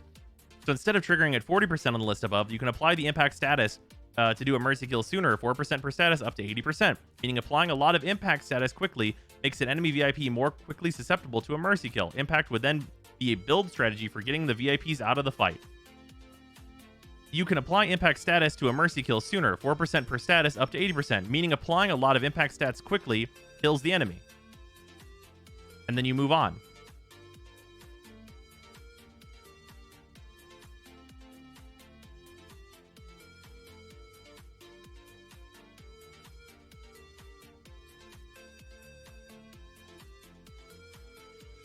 But what about really high levels, you ask?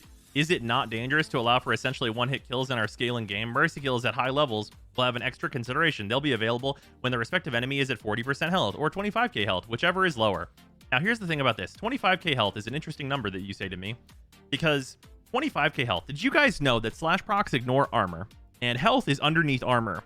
So, ostensibly, their effective HP when they're at 25k is considerably higher. So, in theory, you would want, you know, to helmet or kill them with the Parazon. Sure, right? Now, the problem with that is that I commonly slash proc for like 300,000 damage a tick. So if they ever end up anywhere in the margin of lower than 300,000 but higher than 25,000, they'll just fucking die and I'll never get this opportunity.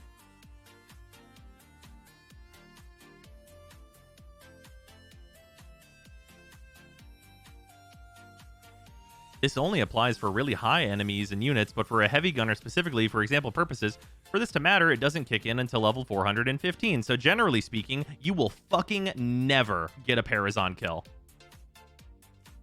40% will be what you notice, but once you hit level 400 plus content, generally you'll be using health thresholds.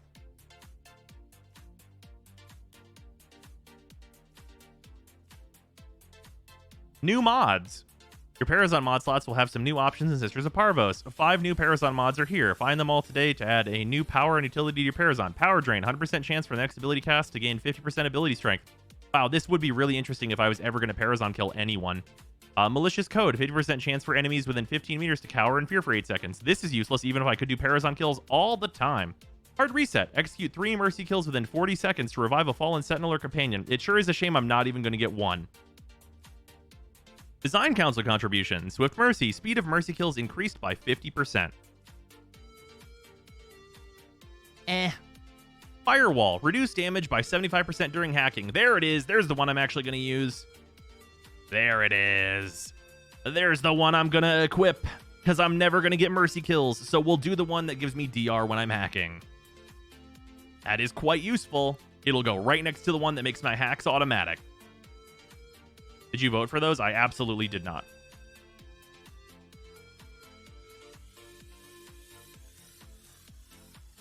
Sure, and faster move speed after hacking, sure. They really said 3 in 40 seconds and meant it, yeah. Yeah, plus 50% of 0. Super fast. But yeah. Okay.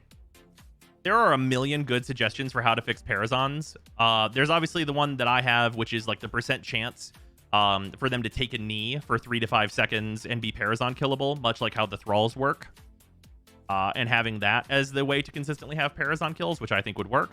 But there's also other suggestions that I think have been good from the community, such as as you kill enemies, you build up a charge, and then you can Parazon kill anyone. That would be much better than this. There's a ton of different ones of these that build up and have like guarantees that you're going to be able to do it on these given enemies. There's ones that work like the Doom Chainsaw, for example, where it like charges over time by itself and like not with kills, and you just get one every so often in terms of time. Also a good suggestion. There's all these different suggestions that have been made that are good and work and are good for the loop of Warframe, and then we have what we fucking got, which is not good for the loop of Warframe and is just as fucking useless as it is now. I don't understand.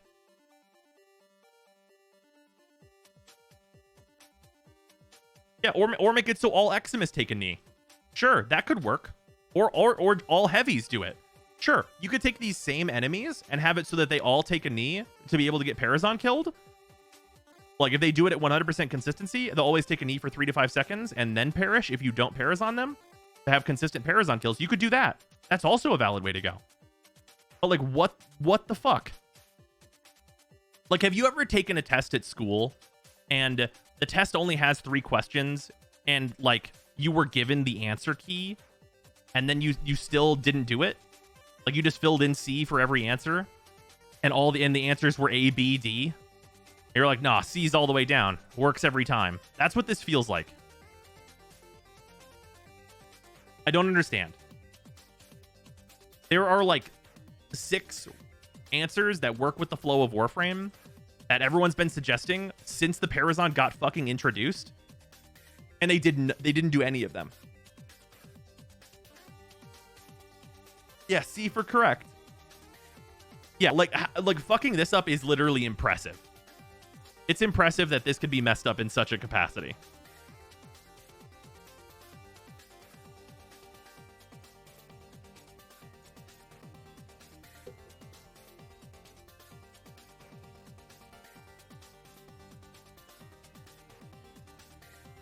But yeah, the Parazon thing is by far the most disappointing thing that they have released today.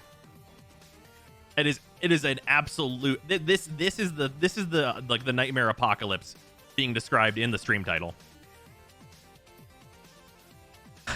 Vision, thank you very much for the resub, much appreciated. Also, Pappy Pure, thank you for the resub as well, or the fresh sub, much appreciated. Just going, can you do a quick recap? A quick recap, sure. First and foremost, so generally, in here, we have the 3 sections. The melee mod nerfs, these are impactful, but generally I think aren't going to move the needle very much. This is mostly going to make melee weapons that are kind of on the cusp of usability much less good, or weapons that use multiple attack speed mods are going to be a little less good.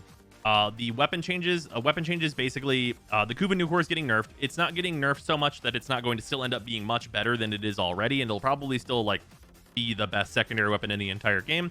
Basically, it's going to hit less targets. It's going to hit 2 additional targets instead of 4 additional targets, which sounds like a lot, and it is, but they're getting so much damage in other ways that it's not going to matter.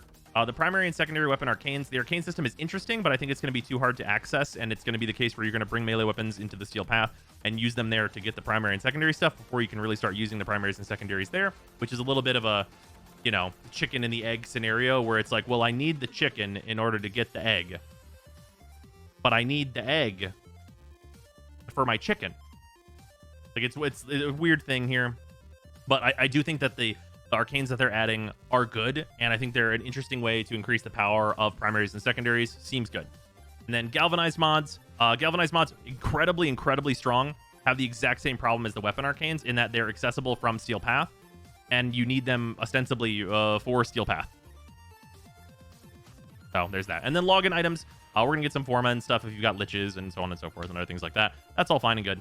And then for the quick recap on the helmet, basically there are going to be some new abilities on the helmet. In general, they seem good, especially Golden Instinct. And the invigoration system is basically going to give us like extra power for each of our Warframes, or for three random Warframes each week. And it'll be a thing that you maybe do if it's a Warframe that you want to use anyway that has a good buff, like 200% power strength on Zephyr and immunity to status. Might be something. And then the really bad thing from the Helminth Workshop is that it is not going to respect all the subsumes that you've done already. So if you're fully caught up and you have subsumed all the Warframes, it's not going to give you any of that XP that you should have. So you're going to be behind all the people that have not subsumed all their Warframes, and they're going to be able to rocket ahead of you just by farming those Warframes now to get all the XP towards getting to rank 15, because they added 5 brand new ranks, but we're all going to be stuck at 10 and be able to only get the weekly XP from doing our infusions and feeding the Helminth, which sucks.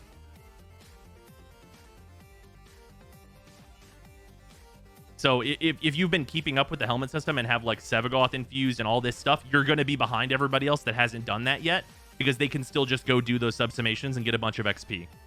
They really need to change this and need to respect the people that have been invested in this system and have been enjoying this system, because this is a completely needless slap in the face, and we know that they track all this data. Like, punishing all the early adopters is needless, completely needless and dumb. And then lastly, the Parazon gets basically no fixes at all, and it's baffling that they are changing it in this way, which will effectively do literally nothing. I subsumed 3 things because I didn't care, and now I'm ahead, which is weird. Yeah. Zyme seems upset. What's new with the Dev Workshop? In general, like, the overarching feel of these Dev Workshops together is that this is going to be positive change for the game with some really sour points.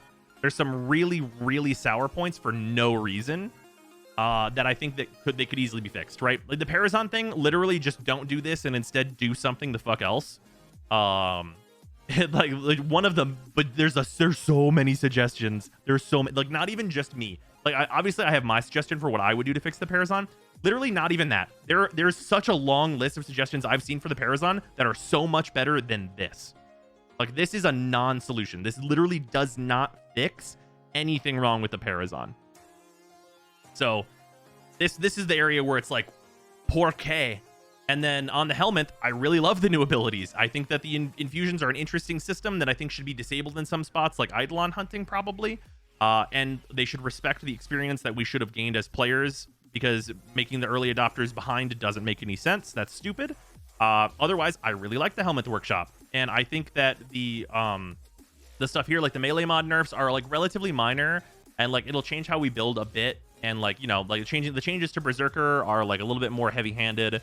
But in general, I think it's going to change how we build our melee weapons a little bit, and it's going to lower the power of them a little bit, but it'll generally be fine. The changes to the glaives look like a lot whenever you just look at these numbers, but in general, I think that the glaives are going to be just fine and still be really good. At least the Glaive Prime and the Zorus still will be. The Kuva Nuke War does get a nerf, but it's not a major one. I think it'll still be the best secondary weapon in the entire game, and it's going to be getting a huge power increase from the new mods and stuff, so it's that. And like the new mods are like mega power creep, but of course that's what they were designed to be. I think the Arcanes for the primary and secondary weapons are good. And then the only complaint I really have with these Galvanized mods is that these are all rank 10. So if you don't have but between 270,000 to 360,000 endo on you, you're gonna have a lot of farming ahead of you. You're gonna have a lot of farm ahead of you. There's a lot of endo to invest, which is not necessarily a bad thing. But it's a consideration to make that a lot of people will not be able to access this right away. Of course, you can just get all these to rank 8, and they're going to be, you know, very close to what they would be at full level, but still. Okay. Yeah, now we are going to go through all the videos and watch them, because apparently there's some new information in here. To be fair, you don't have to max or even level all of them. That's true. That's true. And like, the problem is that I think like all of these are probably actually usable. Like, Galvanized Acceleration is one that a lot of people can skip if you're not going to use the Phantasma, but you're probably going to want it.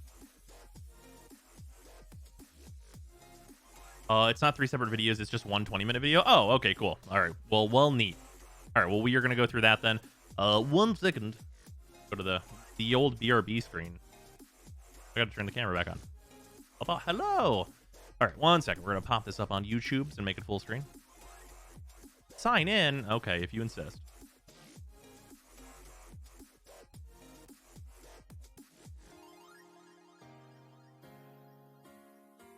Be my 2-factor, Gloogles.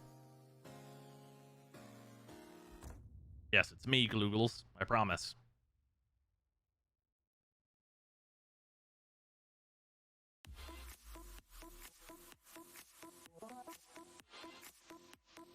Gonna turn this up. Oh, they did all the chapters and everything. That's nice. Okay. All right, we're gonna go through this. I'm gonna turn music off for this. We are gonna go through this whole video and talk about it as they go through any points that I, have commentary on, etc. Tell me if it's too loud or too quiet. Hello Tedo, it's Rebecca from the Warframe team with a video dev workshop. This dev workshop is going to go over 3 things. First, the Arsenal Divide. Second, the Parazon Rework. And third, the Helmet system and what we're adding there. All of these changes and additions will be present in the Sisters of Parvos update, which is launching simultaneously on all platforms later. So let's get to it. Let's start by asking the question, what is the Arsenal Divide? This is how we're kind of explaining the broad goals of the changes we're making. From our point of view, the Arsenal Divide is most evident at high-level content. This means when you're on the Steel Path, Arbitrations, or anything that's just above what the base star chart has to offer, you start to see melee as part of your arsenal creep up as the best way to kill everything. Which is great, but we would like the primary and secondary offerings to be pretty good. I would like to point out, because they are nerfing melee weapons, clearly that is not great. Clearly that's not the thing here. They don't think that that is great because they're nerfing all of the melee weapons.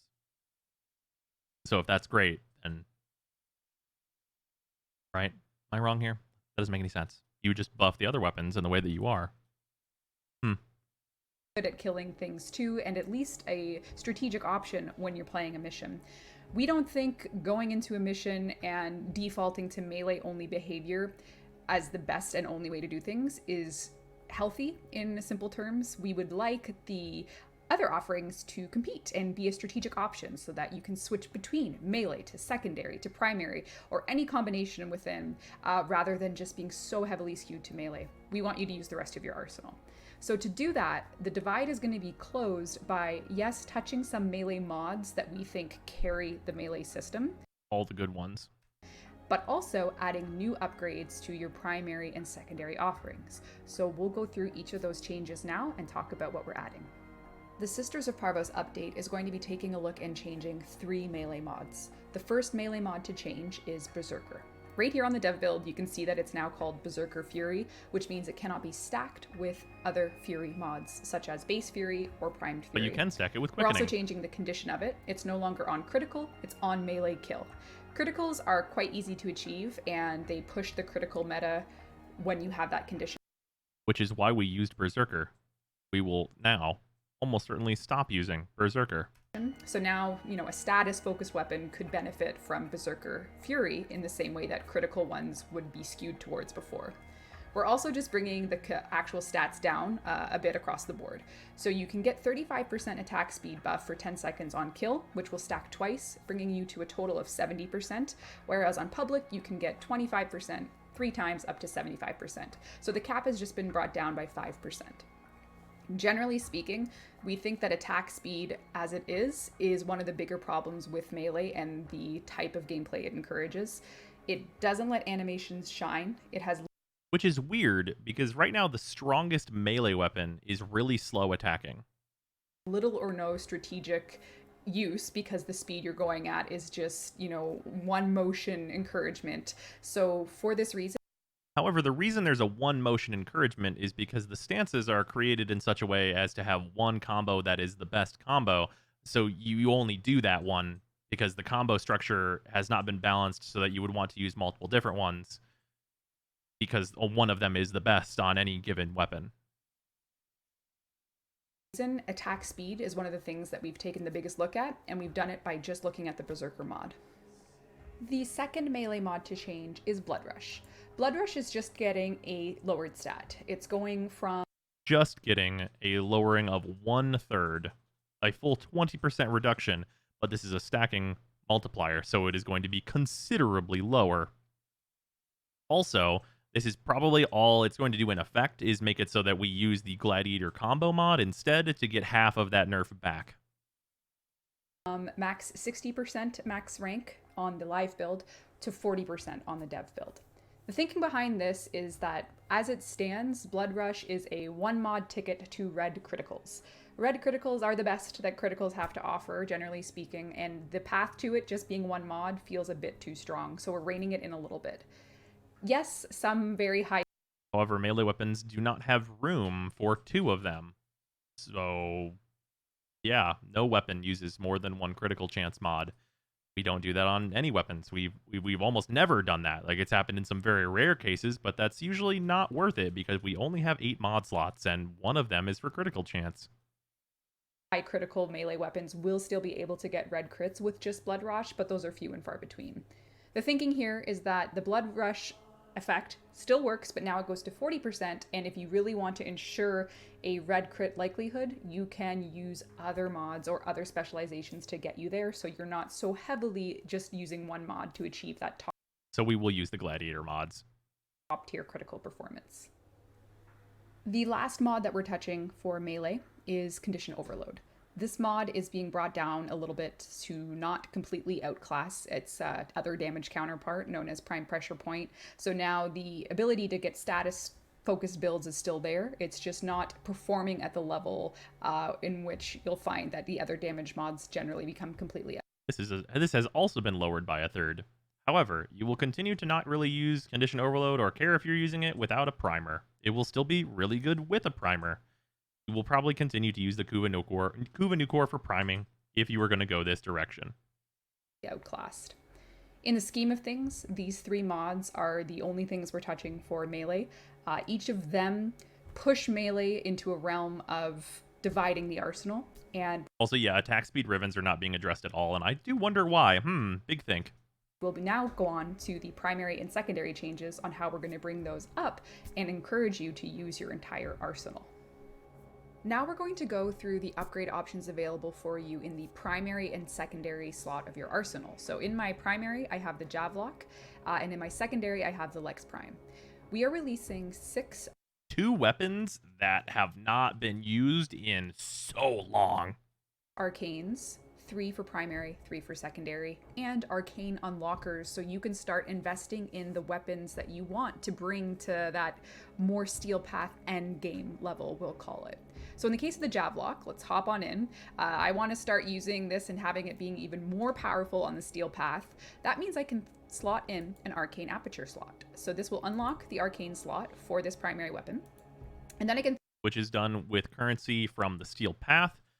That currency in the steel path is a pretty low requirement of like 15 or so. They're also increasing the amount of steel essence that we get. I don't think that farm is unreasonable, even if you have to do it for all the primary weapons that you want to put this on. It is going to be a late game requirement for you to have a usable primary weapon, I'm going to say, which we'll get into momentarily.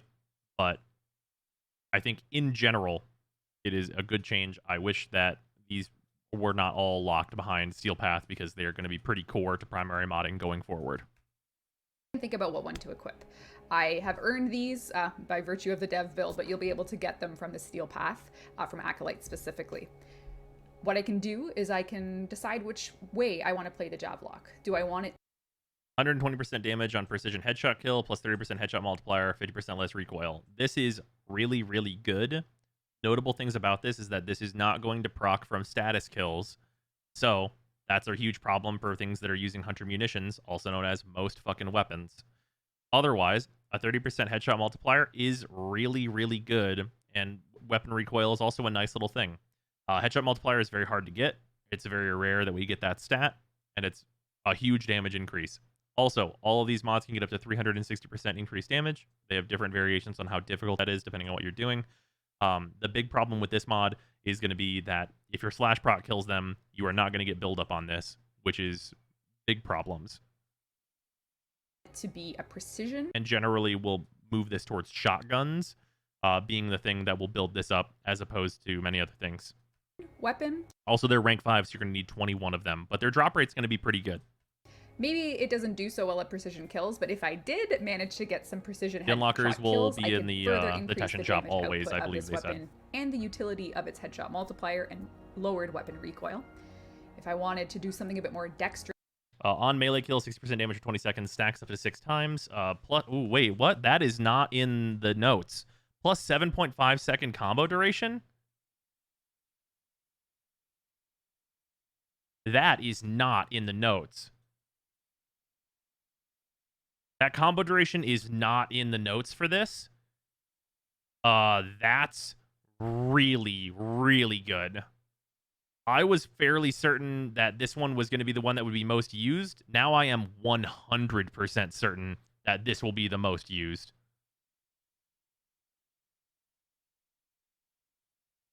Yeah, if that combo duration turns over, this might as well be the only primary arcane. That is a massive difference from the actual notes. We could use primary dexterity.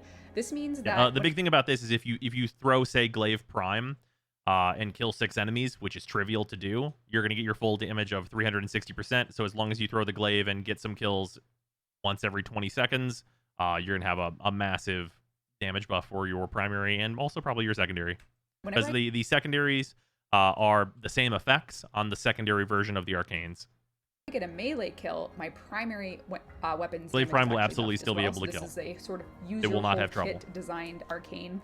And lastly, we have the primary Merciless, which is just... This one, the really important thing about this is it just says on kill. So there's a few different things that can mean. If it just means kill in general, like you just get a kill, this will be super, super good because the reload speed is valuable and the ammo maximum is nice. With that, if this does not count your kills from status kills, even if it's only statuses that are applied through your primary weapons, this is also going to be very, very hard to justify using over primary dexterity. But this is close. If it counts your kills from your statuses or if it just counts all kills no matter what you kill with, this will be very good. On kill. If it doesn't work on status, though, it's a huge miss of the mark because status is very, very important to primaries. Do more damage. This is one that encourages you to kill by any means necessary with a weapon that may not be so accurate as the Deadhead. Maybe I don't want to use my melee weapon as much and I just want this Javelok to wreak havoc, and that would be my option there. And like I mentioned, the options are the same for secondary, but in this case I have a Lex Prime. I'll unlock the Arcane slot with one of the items that you can get on the Steel Path, and I can make the same choice. In this case, I would probably go Deadhead, just because it's a bit more of a pinpoint accuracy weapon. You were going to use the Lex Prime, but if I did want to mix and match with my melee to increase the damage output, I could do that as well. And of course, last but not least, there is the Merciless, which is the kill by any means necessary with your secondary weapon. Who would use the Lex Prime, though? That has a bit more of an AoE. I could use the Kuva Nukor, for example, here. Something like that. I could use the Kuva Nukor, so that would and cover I think all I will. Arcanes that are coming. Although, notably, the Kuva Nukor often gets kills with status effects, so Merciless will probably be turbo dog shit with the Kuva Nukor if you have to get status effect. If status effect kills won't count towards it. And then you would instead use secondary dexterity because your melee has high enough burst damage to get those kills and get you that extra 360% damage. We'll talk about why that is in a moment. To the primary and secondary categories of your arsenal. We are also adding a series of galvanized mods. These are very much focused on getting the best possible mods you can from playing the hardest content we have available. Okay, so you get all of these from Steel Path, and that's a problem because these are probably all going to be like the defining mods of primaries and secondaries just in general going forward. These mods in general, specifically the Aptitude, Savvy, and Shot mods, which are all of the Condition Overload-like mods, those combined with the Arcanes, which are going to give you the Serration type effect whenever you get melee kills or headshot kills or kills in general, you're probably going to turn out... It's probably going to turn out that you are going to drop Serration and Hornet Strike in favor of these mods. Because you're going to get, from just status effects, you're going to get usually very quickly, because these also give 80% status chance, you're going to get like basically your full effect from pressure or from Serration and all those types of mods very quickly, and you're going to get, of course, 80% status chance as well. And then the Arcanes are going to be way more damage than Serration could provide. So, not surprisingly at all, you are going to get an absolute ton of reasons to not use Serration or Hornet Strike, which are mods that people wanted to stop using, but they're like being hard power crept out. Why no crit for shotguns? Shotguns really need better crit mods. Shotguns have an interesting relationship with crit, and I could see why they wouldn't want to add that yet. Specifically in the Steel Path when it comes to base enemy Especially level. Not in the way that I won't these go over each mod galvanized in this video. mods This work. image is available in the description. It's available in the dev workshop. But broadly, I can tell you why we made these and what their intended use case is. These exist to reward engagement with different categories of weapons, from shotguns to rifles to primaries to secondaries, by giving you a way to achieve Also, big problems with these mods in general is that if they're considered to be rare mods for the purposes of endo, you'll notice all of these mods are rank 10. So if they're considered to be rare, then we're looking at a floor of endo of 270,000 endo to level all of them.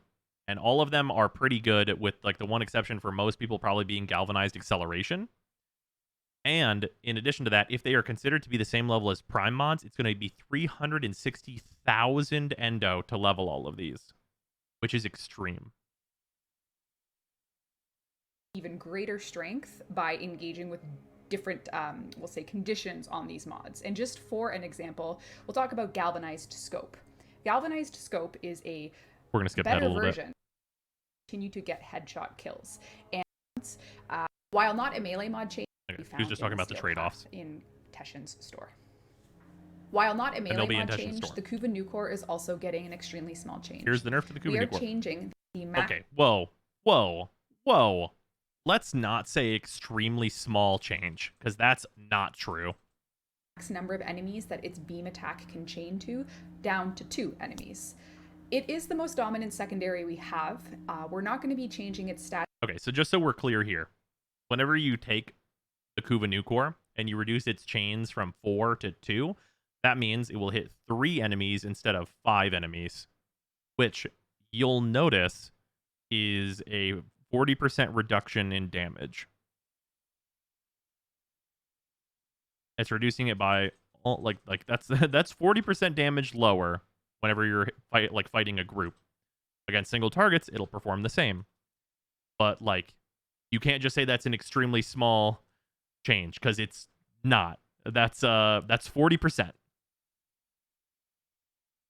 Yeah, that's not how extremely small works. That's not what that means. Just so we're all clear here. However, I will say that due to the new mods that we're getting, I think that the Kuva Nucor is going to be stronger than it has ever been. That's too much. It's simply a utility change just to try and rein. It is not a utility change. It is a strict damage reduction, like hardcore, against the most common thing we fight in Warframe, which is hordes. It in the tiniest bit in terms of its enemy targeting, and that's the only change we're making to the Kuva Nucor.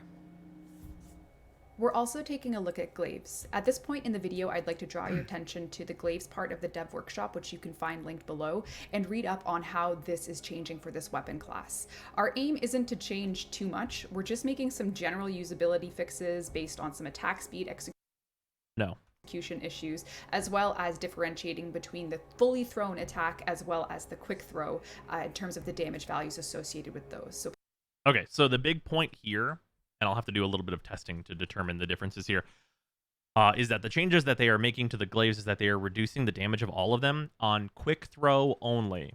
Their full throw damage will remain the same, but their quick throw damage is being reduced fairly massively by about 50% of the damage in a lot of cases.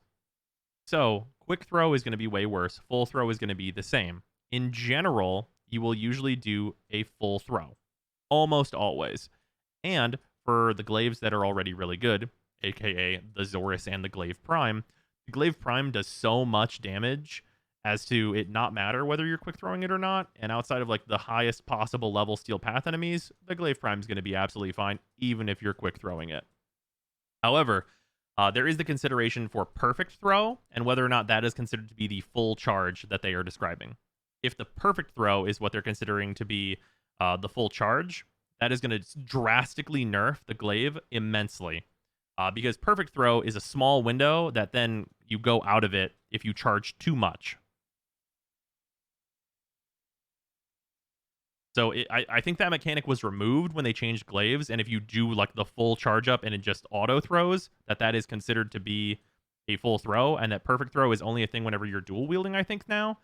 So it shouldn't change anything because I believe that mechanic was removed. But if that's not the case, this could change wildly based on like when it releases, like exactly what's going on here.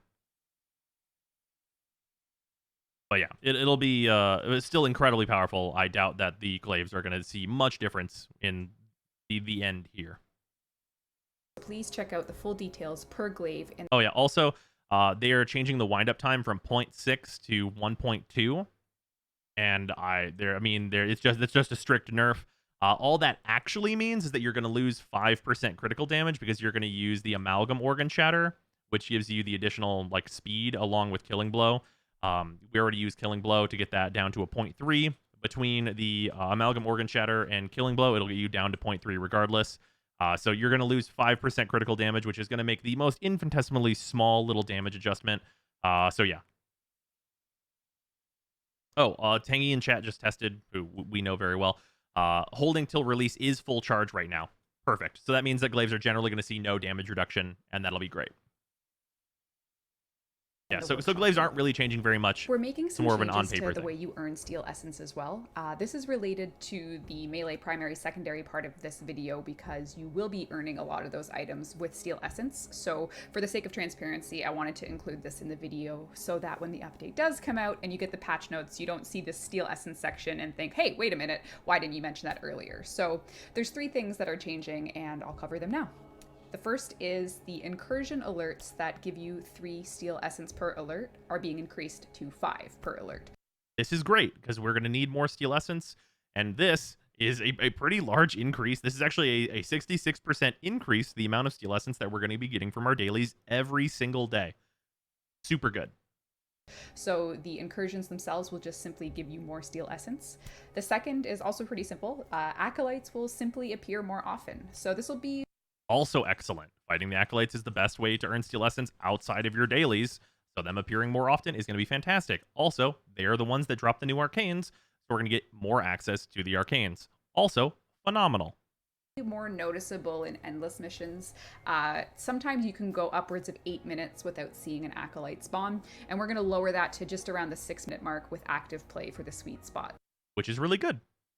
That's basically, you're going to get them every 5 minutes or so in survival. Great. Perfect.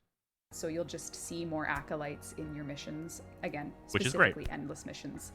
And the last change is the steel essence itself that drops from those Acolytes will be despawning after a 5-minute timer. So if you're in a mission and you're playing around and you see steel essence drop, you'll want to pick it up, or in 5 minutes it will disappear. So make sure that you're actively playing and grabbing that steel essence as it drops. Those are the specifics of the Arsenal Divide and how we're going to try and go about lessening it with some mod changes and new items for your primary and secondary weapons. We will have a series of login rewards for you depending on what conditions you meet, which you can read about in the forum post, which we'll be updating if that changes. What that generally means is that there will now I be can't some time it with my among kebab other things off. available Nice. for players who have engaged with these systems at all. So you can look forward to reading about that below. I think I tend to average an Acolyte every 4 to 5 minutes. All right, Tied to let's kills, go right? on I don't to remember. the second part of the changes coming to Sisters of Parvos, which is the Parazon system rework. Oh, God. Pablo was kind enough to record a video on this, so I'll just throw it over to him. All right, before this even starts, I'm going to state that this is supposed to be hilarious because this change is dreadful.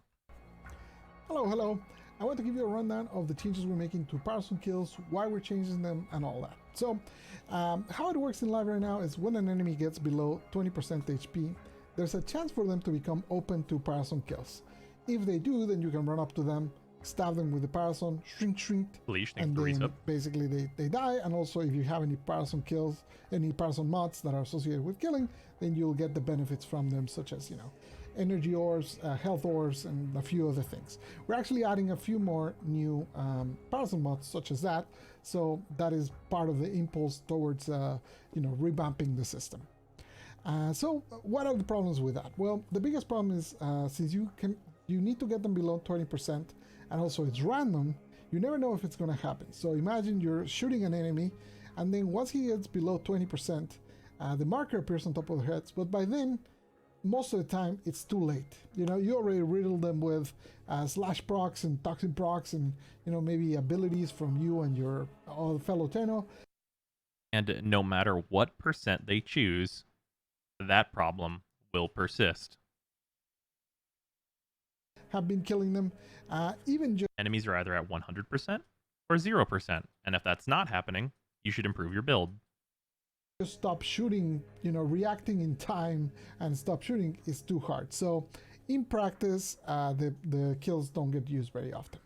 So what we want to do is make them more reliable and make them more of a strategic decision if you want to use them or not. So However, your teammates would also have to make the strategic decision to let that happen for you. And let me tell you, that won't happen. the way it's going to work is now they're going to be guaranteed when an enemy gets below 40%, but Only for certain enemies. only on certain units. So on units that we're considering like the big ones on the factions. So for example, The ones that you would want to kill the fastest and that your allies would want to kill the fastest because they're the big enemies that will be evaporated immediately upon spawning. a heavy gunner, a bombard, a nullifier, the scrambles, the ancients. Has anyone ever seen a nullifier survive more than one bullet whenever you're at full build? I don't think I have. Enemies that are just like the big ones that stand out in the factions, all of them will have this now, as well as all Eximus. So Ah, yes, Xmas. I definitely want to spend time with them giving their aura to all the nearby enemies for me to slowly plink them down to like, under 40% health without killing them. And I'm sure all my teammates will also not want to kill the Xmas that's buffing all its surrounding allies. Absolutely not. They'll definitely survive long enough for me to Parazon kill them. imagine you see a heavy gunner in the distance, you have the Blood for Energy mod installed, which gives you an energy orb whenever you get a Parazon kill. Then you say, okay, you know what, I need some energy, so you start shooting the heavy gunner. And then the heavy gunner fucking dies. And you move on to the next enemy. Running towards her, knowing full well that once she's below 40%, she will be open, then you can just She will be dead. stab her, and boom, you get some energy back. So that way you can actually like plan and decide when you want to do them If your build is terrible. and when you want to use this type of kill. So let me show you how it works in action. Over here we have Yareli. We have some enemies that are not considered the big ones, so like a butcher. So, oh, as you can see, he's not very big because he just died. Let me give him a few lob taps. Ah, yes. Tapping slowly with the Sinoid Gamma Core. I do that. We all do that, don't we? There you go. I think that's below 40% for sure. And as you can see, he doesn't get the thing because he's not one of the big units. But over here we have a heavy gunner. And if this were any other weapon, or if this weapon were modded for heat, this enemy would evaporate before he pressed X. There it is, right? So you see as a marker, then I do the Parazon and it triggers the effects. So yeah, as you can see, it's now I'm glad we're using a magnetic damage weapon on an armored enemy. entirely reliable. There it is, and I do it. Now we did do another big change with this, which is I'm gonna look at. Oh man, I want to look at the. Hold on, we're gonna back up. Well, how much damage is this doing? The effects. So yeah, as you can see, it's now entirely. This isn't even a fully modded Gamma Core. Do you guys see how low the damage numbers are on this?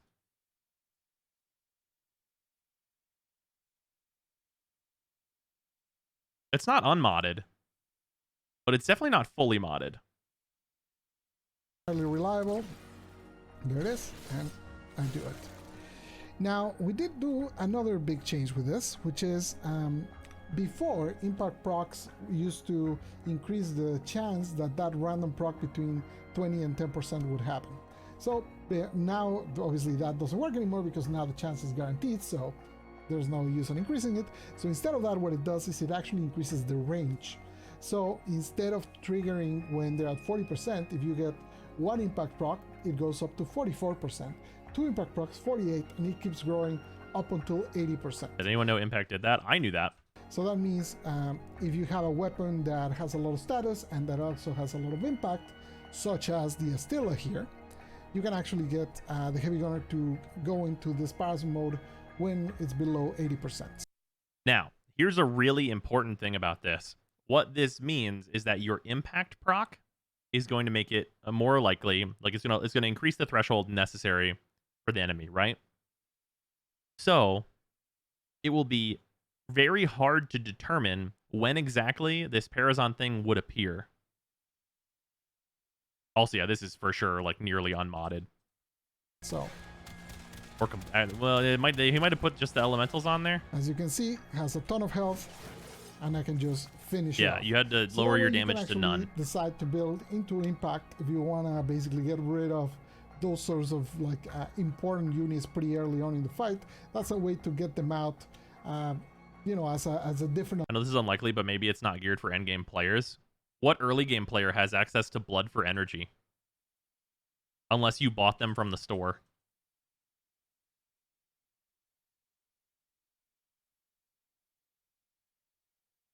Alternative to the traditional, you know, reduce the. Like, if this was going to be for new players, legitimately the question would be, okay, so blood for energy and blood for health both need to be built into the Parazon by default. The armor in order to be able to kill them. So as you can probably imagine, one of the concerns we had was if you can one-shot enemies once they're below 80%, that's pretty crazy once you get into the really high. No, it is not. I disagree. 100% disagree. You can take any mod, you can take like basically any build off of like any build video on YouTube, even if it's from 4 years ago, and instant kill enemies for any kind of a halfway decent weapon.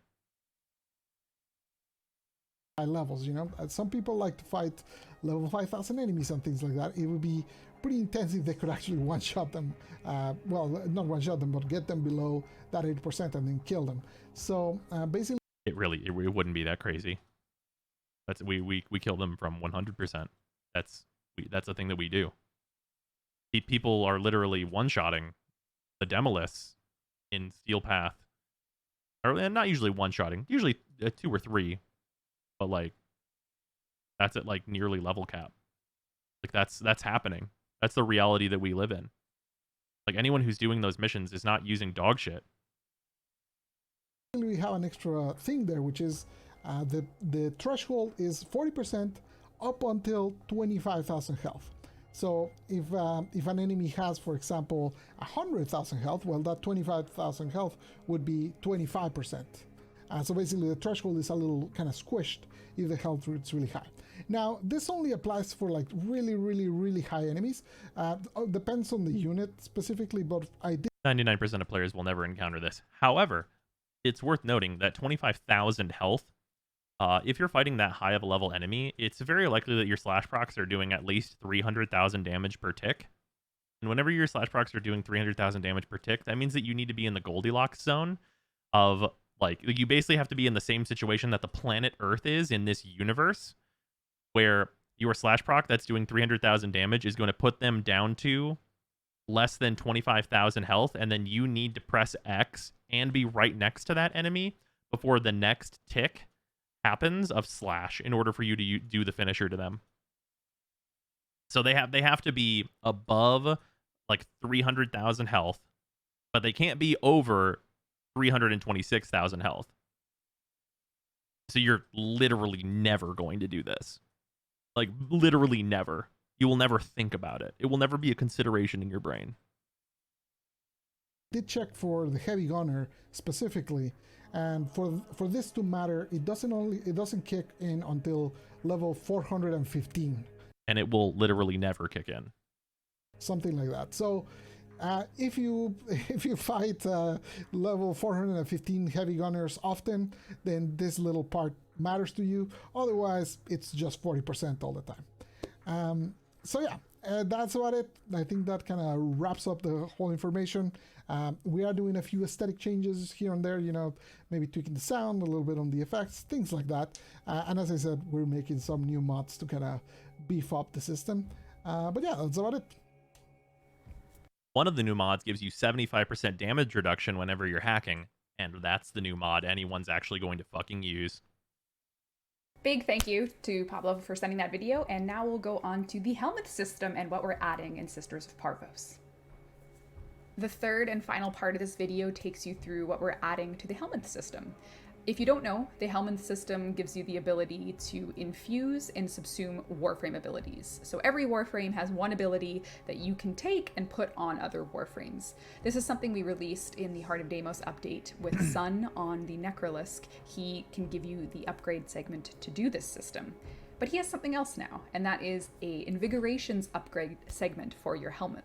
What that means is once you go to Sun, spend the standing haven't to seen get any the early Helminth upgrade changes. segment, you can build it and install it and start engaging with Helminth on a weekly basis. Helminth will have what we'll call a flavor of the week, and 3 Warframes will be eligible for week-long buffs. This week, on my count, it's Gauss. I can sit and infuse Gauss. Okay, so there's a few things that I have to say about this system. One, I think that the intentions that they are going into this system with are very good. They want you to go to this and be like, what are my Warframes that are going to get these big old buffs for this week, right? And then maybe you are more encouraged to use those Warframes. And you're encouraged to use different Warframes from your arsenal that maybe you haven't used in a while. That is a good goal that DE has most assuredly gone into the system with. However, the possibility for toxicity in this system is incredibly, incredibly high. They need to consider that these invigorations need to not work in certain content.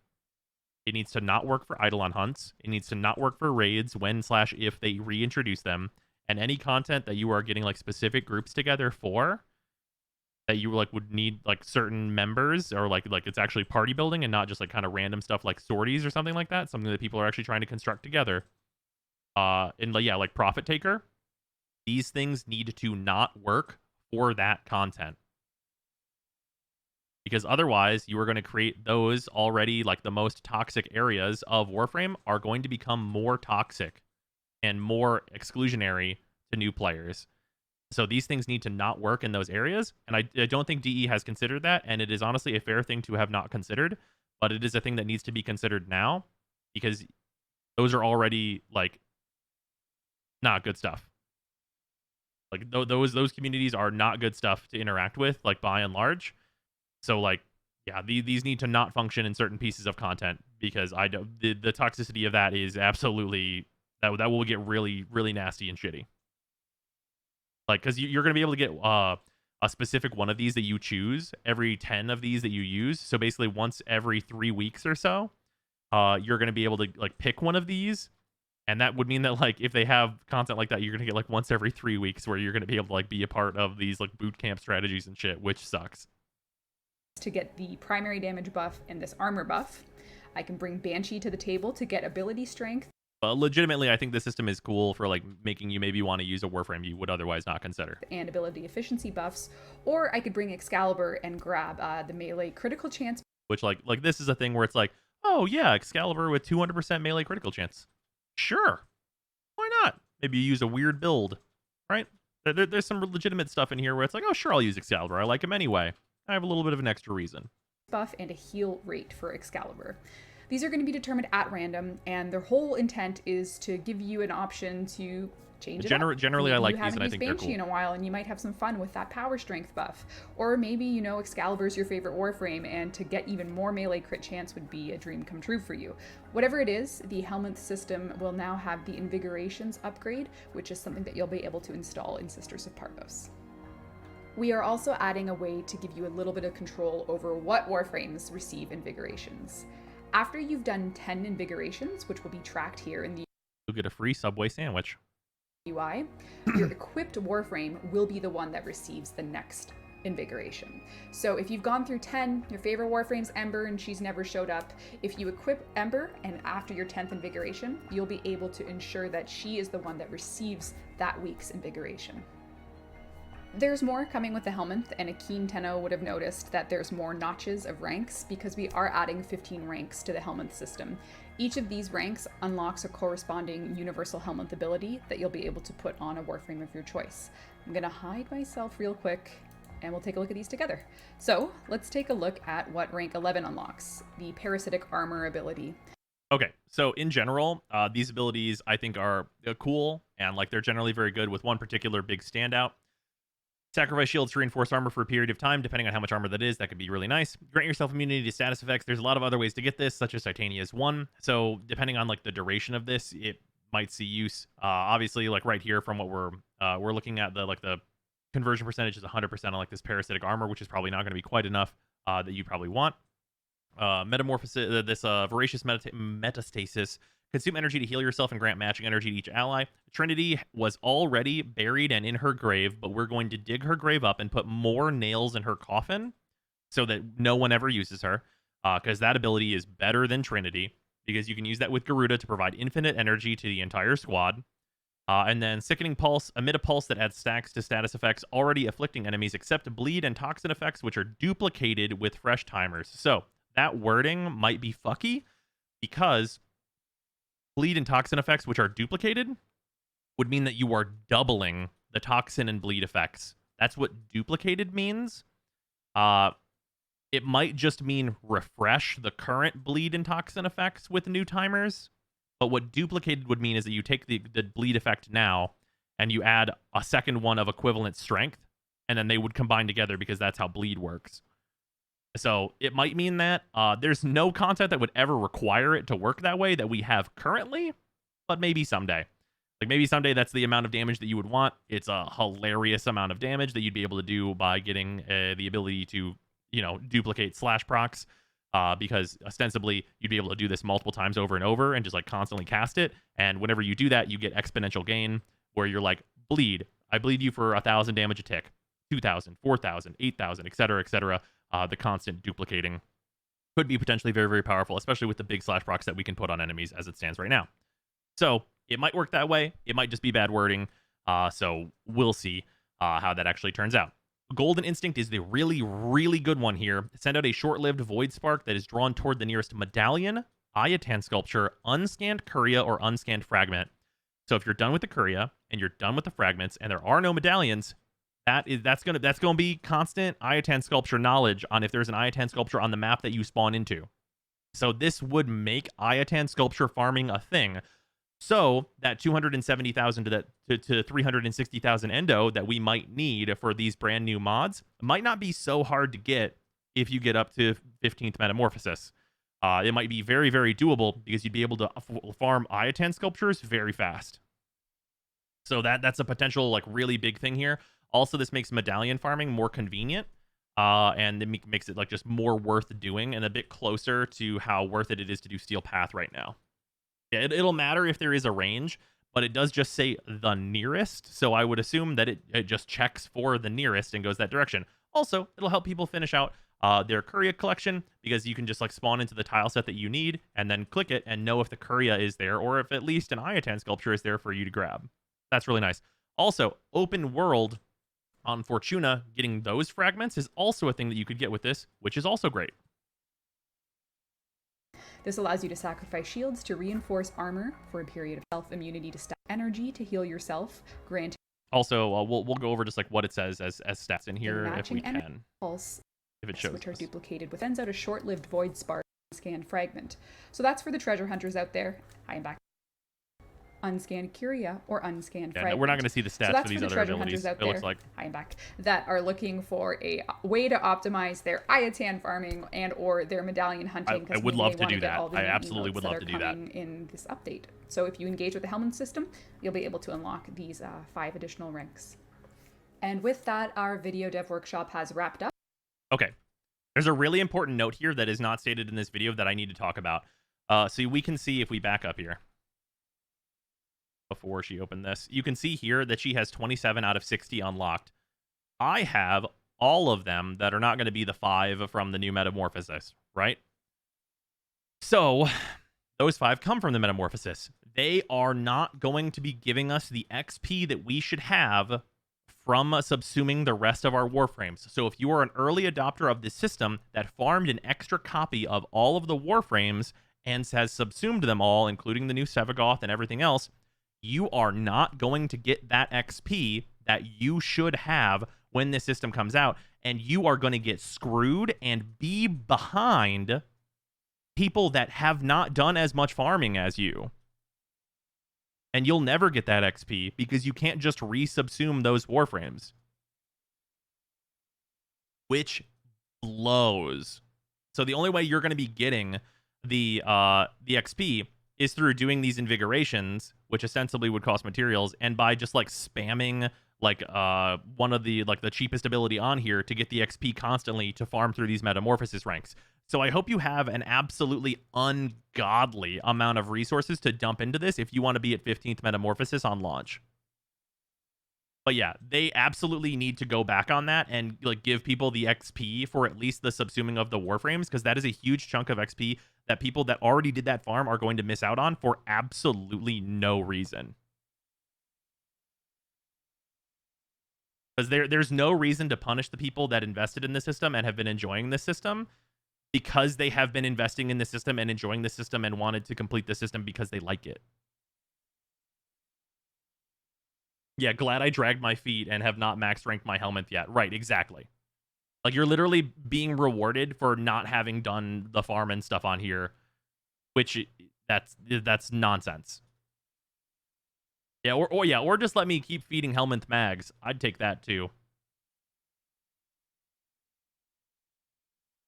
Congrats on not engaging in our game system. Right, exactly. Really sucks. And with that, our video dev workshop has wrapped up. Thank you very much for watching. We covered a lot, and you can expect everything and more in our Sisters of Parvos update on all platforms. We're aiming to launch early summer-ish, so we'll see you then, and once you have it in your hands, you can let us know what you think. So thanks, Tenno. Okay.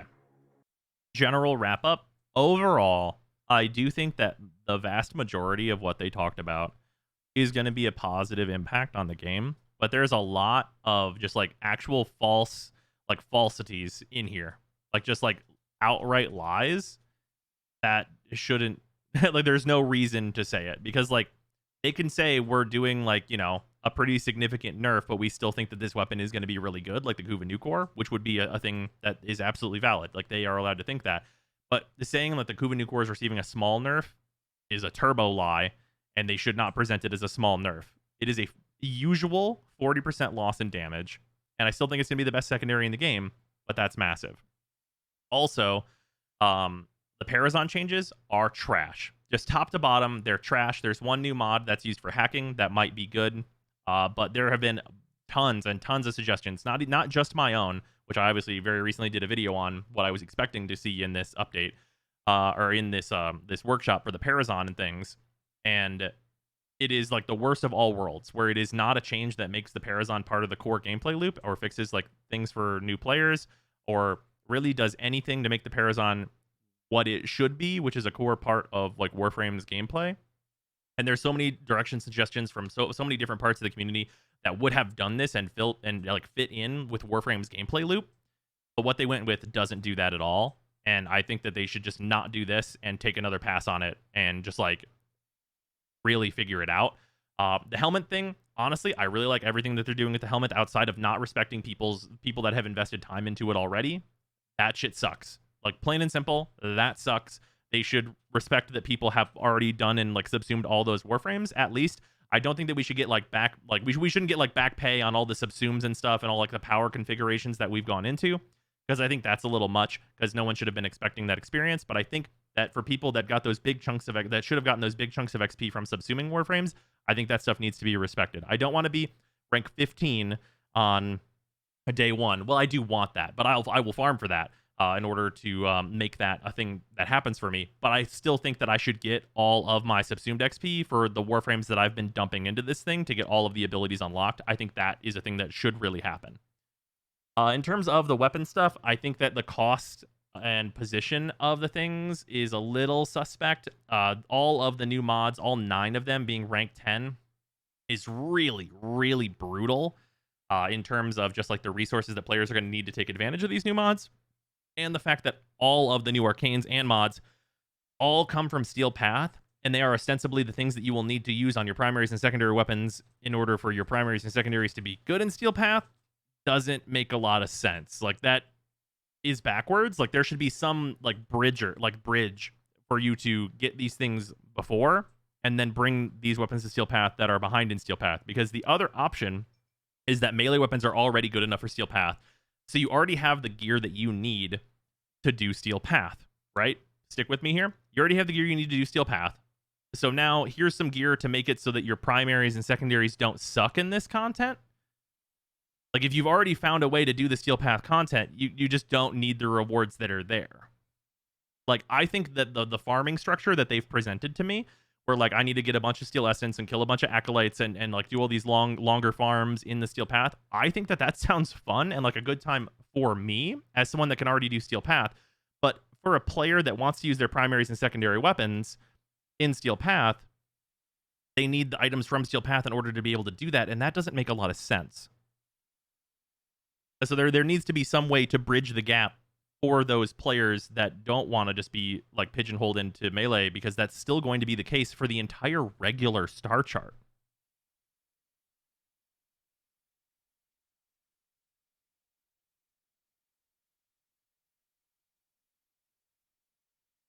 So yeah, there's some key issues with this stuff overall, but I think a lot of it is in general in the right direction. There's just a few really sour points that either don't make a lot of sense or it's like weird double speak kind of lying. That feels like a real weird feel that really does not need to be there at all. They think new players will trade for the mods. I mean, maybe, but yeah. Yeah, better on-ramp for people that are starting out on the steel path, absolutely. I looked at the post, and the reason the FAQ says you can't get XP is because the person that asked that has subsumed all the frames. Yeah, right. If you've already subsumed all the Warframes, you can't get XP for them, which is dumb. I had to say your hair is perfect today. Oh, thank you. It's very long. I need to get a haircut. You can start the steel path farm with your impact weapon in Parazon. Ah, yes, of course. My favorite. But yeah, I think it's going to be a bit interesting to see where we end up in terms of where primary and secondary weapons end up build-wise, because I do legitimately think that it's probably going to be the case where Hornet Strike and Serration are no longer used once you are fully farmed out. So that also means that there's going to be a big division in how like guides and advice to people has to go going forward, because the turbo endgame builds are about to look really, really different from regular builds. Because legitimately, once you have that arcane slot, you drop your primary damage mod, which it's a complete like rethink of how that weapon is even being modded and like what that weapon is doing. So there's also the potential that like guides going forward and general advice from players needs to be like, are you on like steel path items? Like, do you have steel path items or don't you have steel path items? Like, that's going to be the big difference there.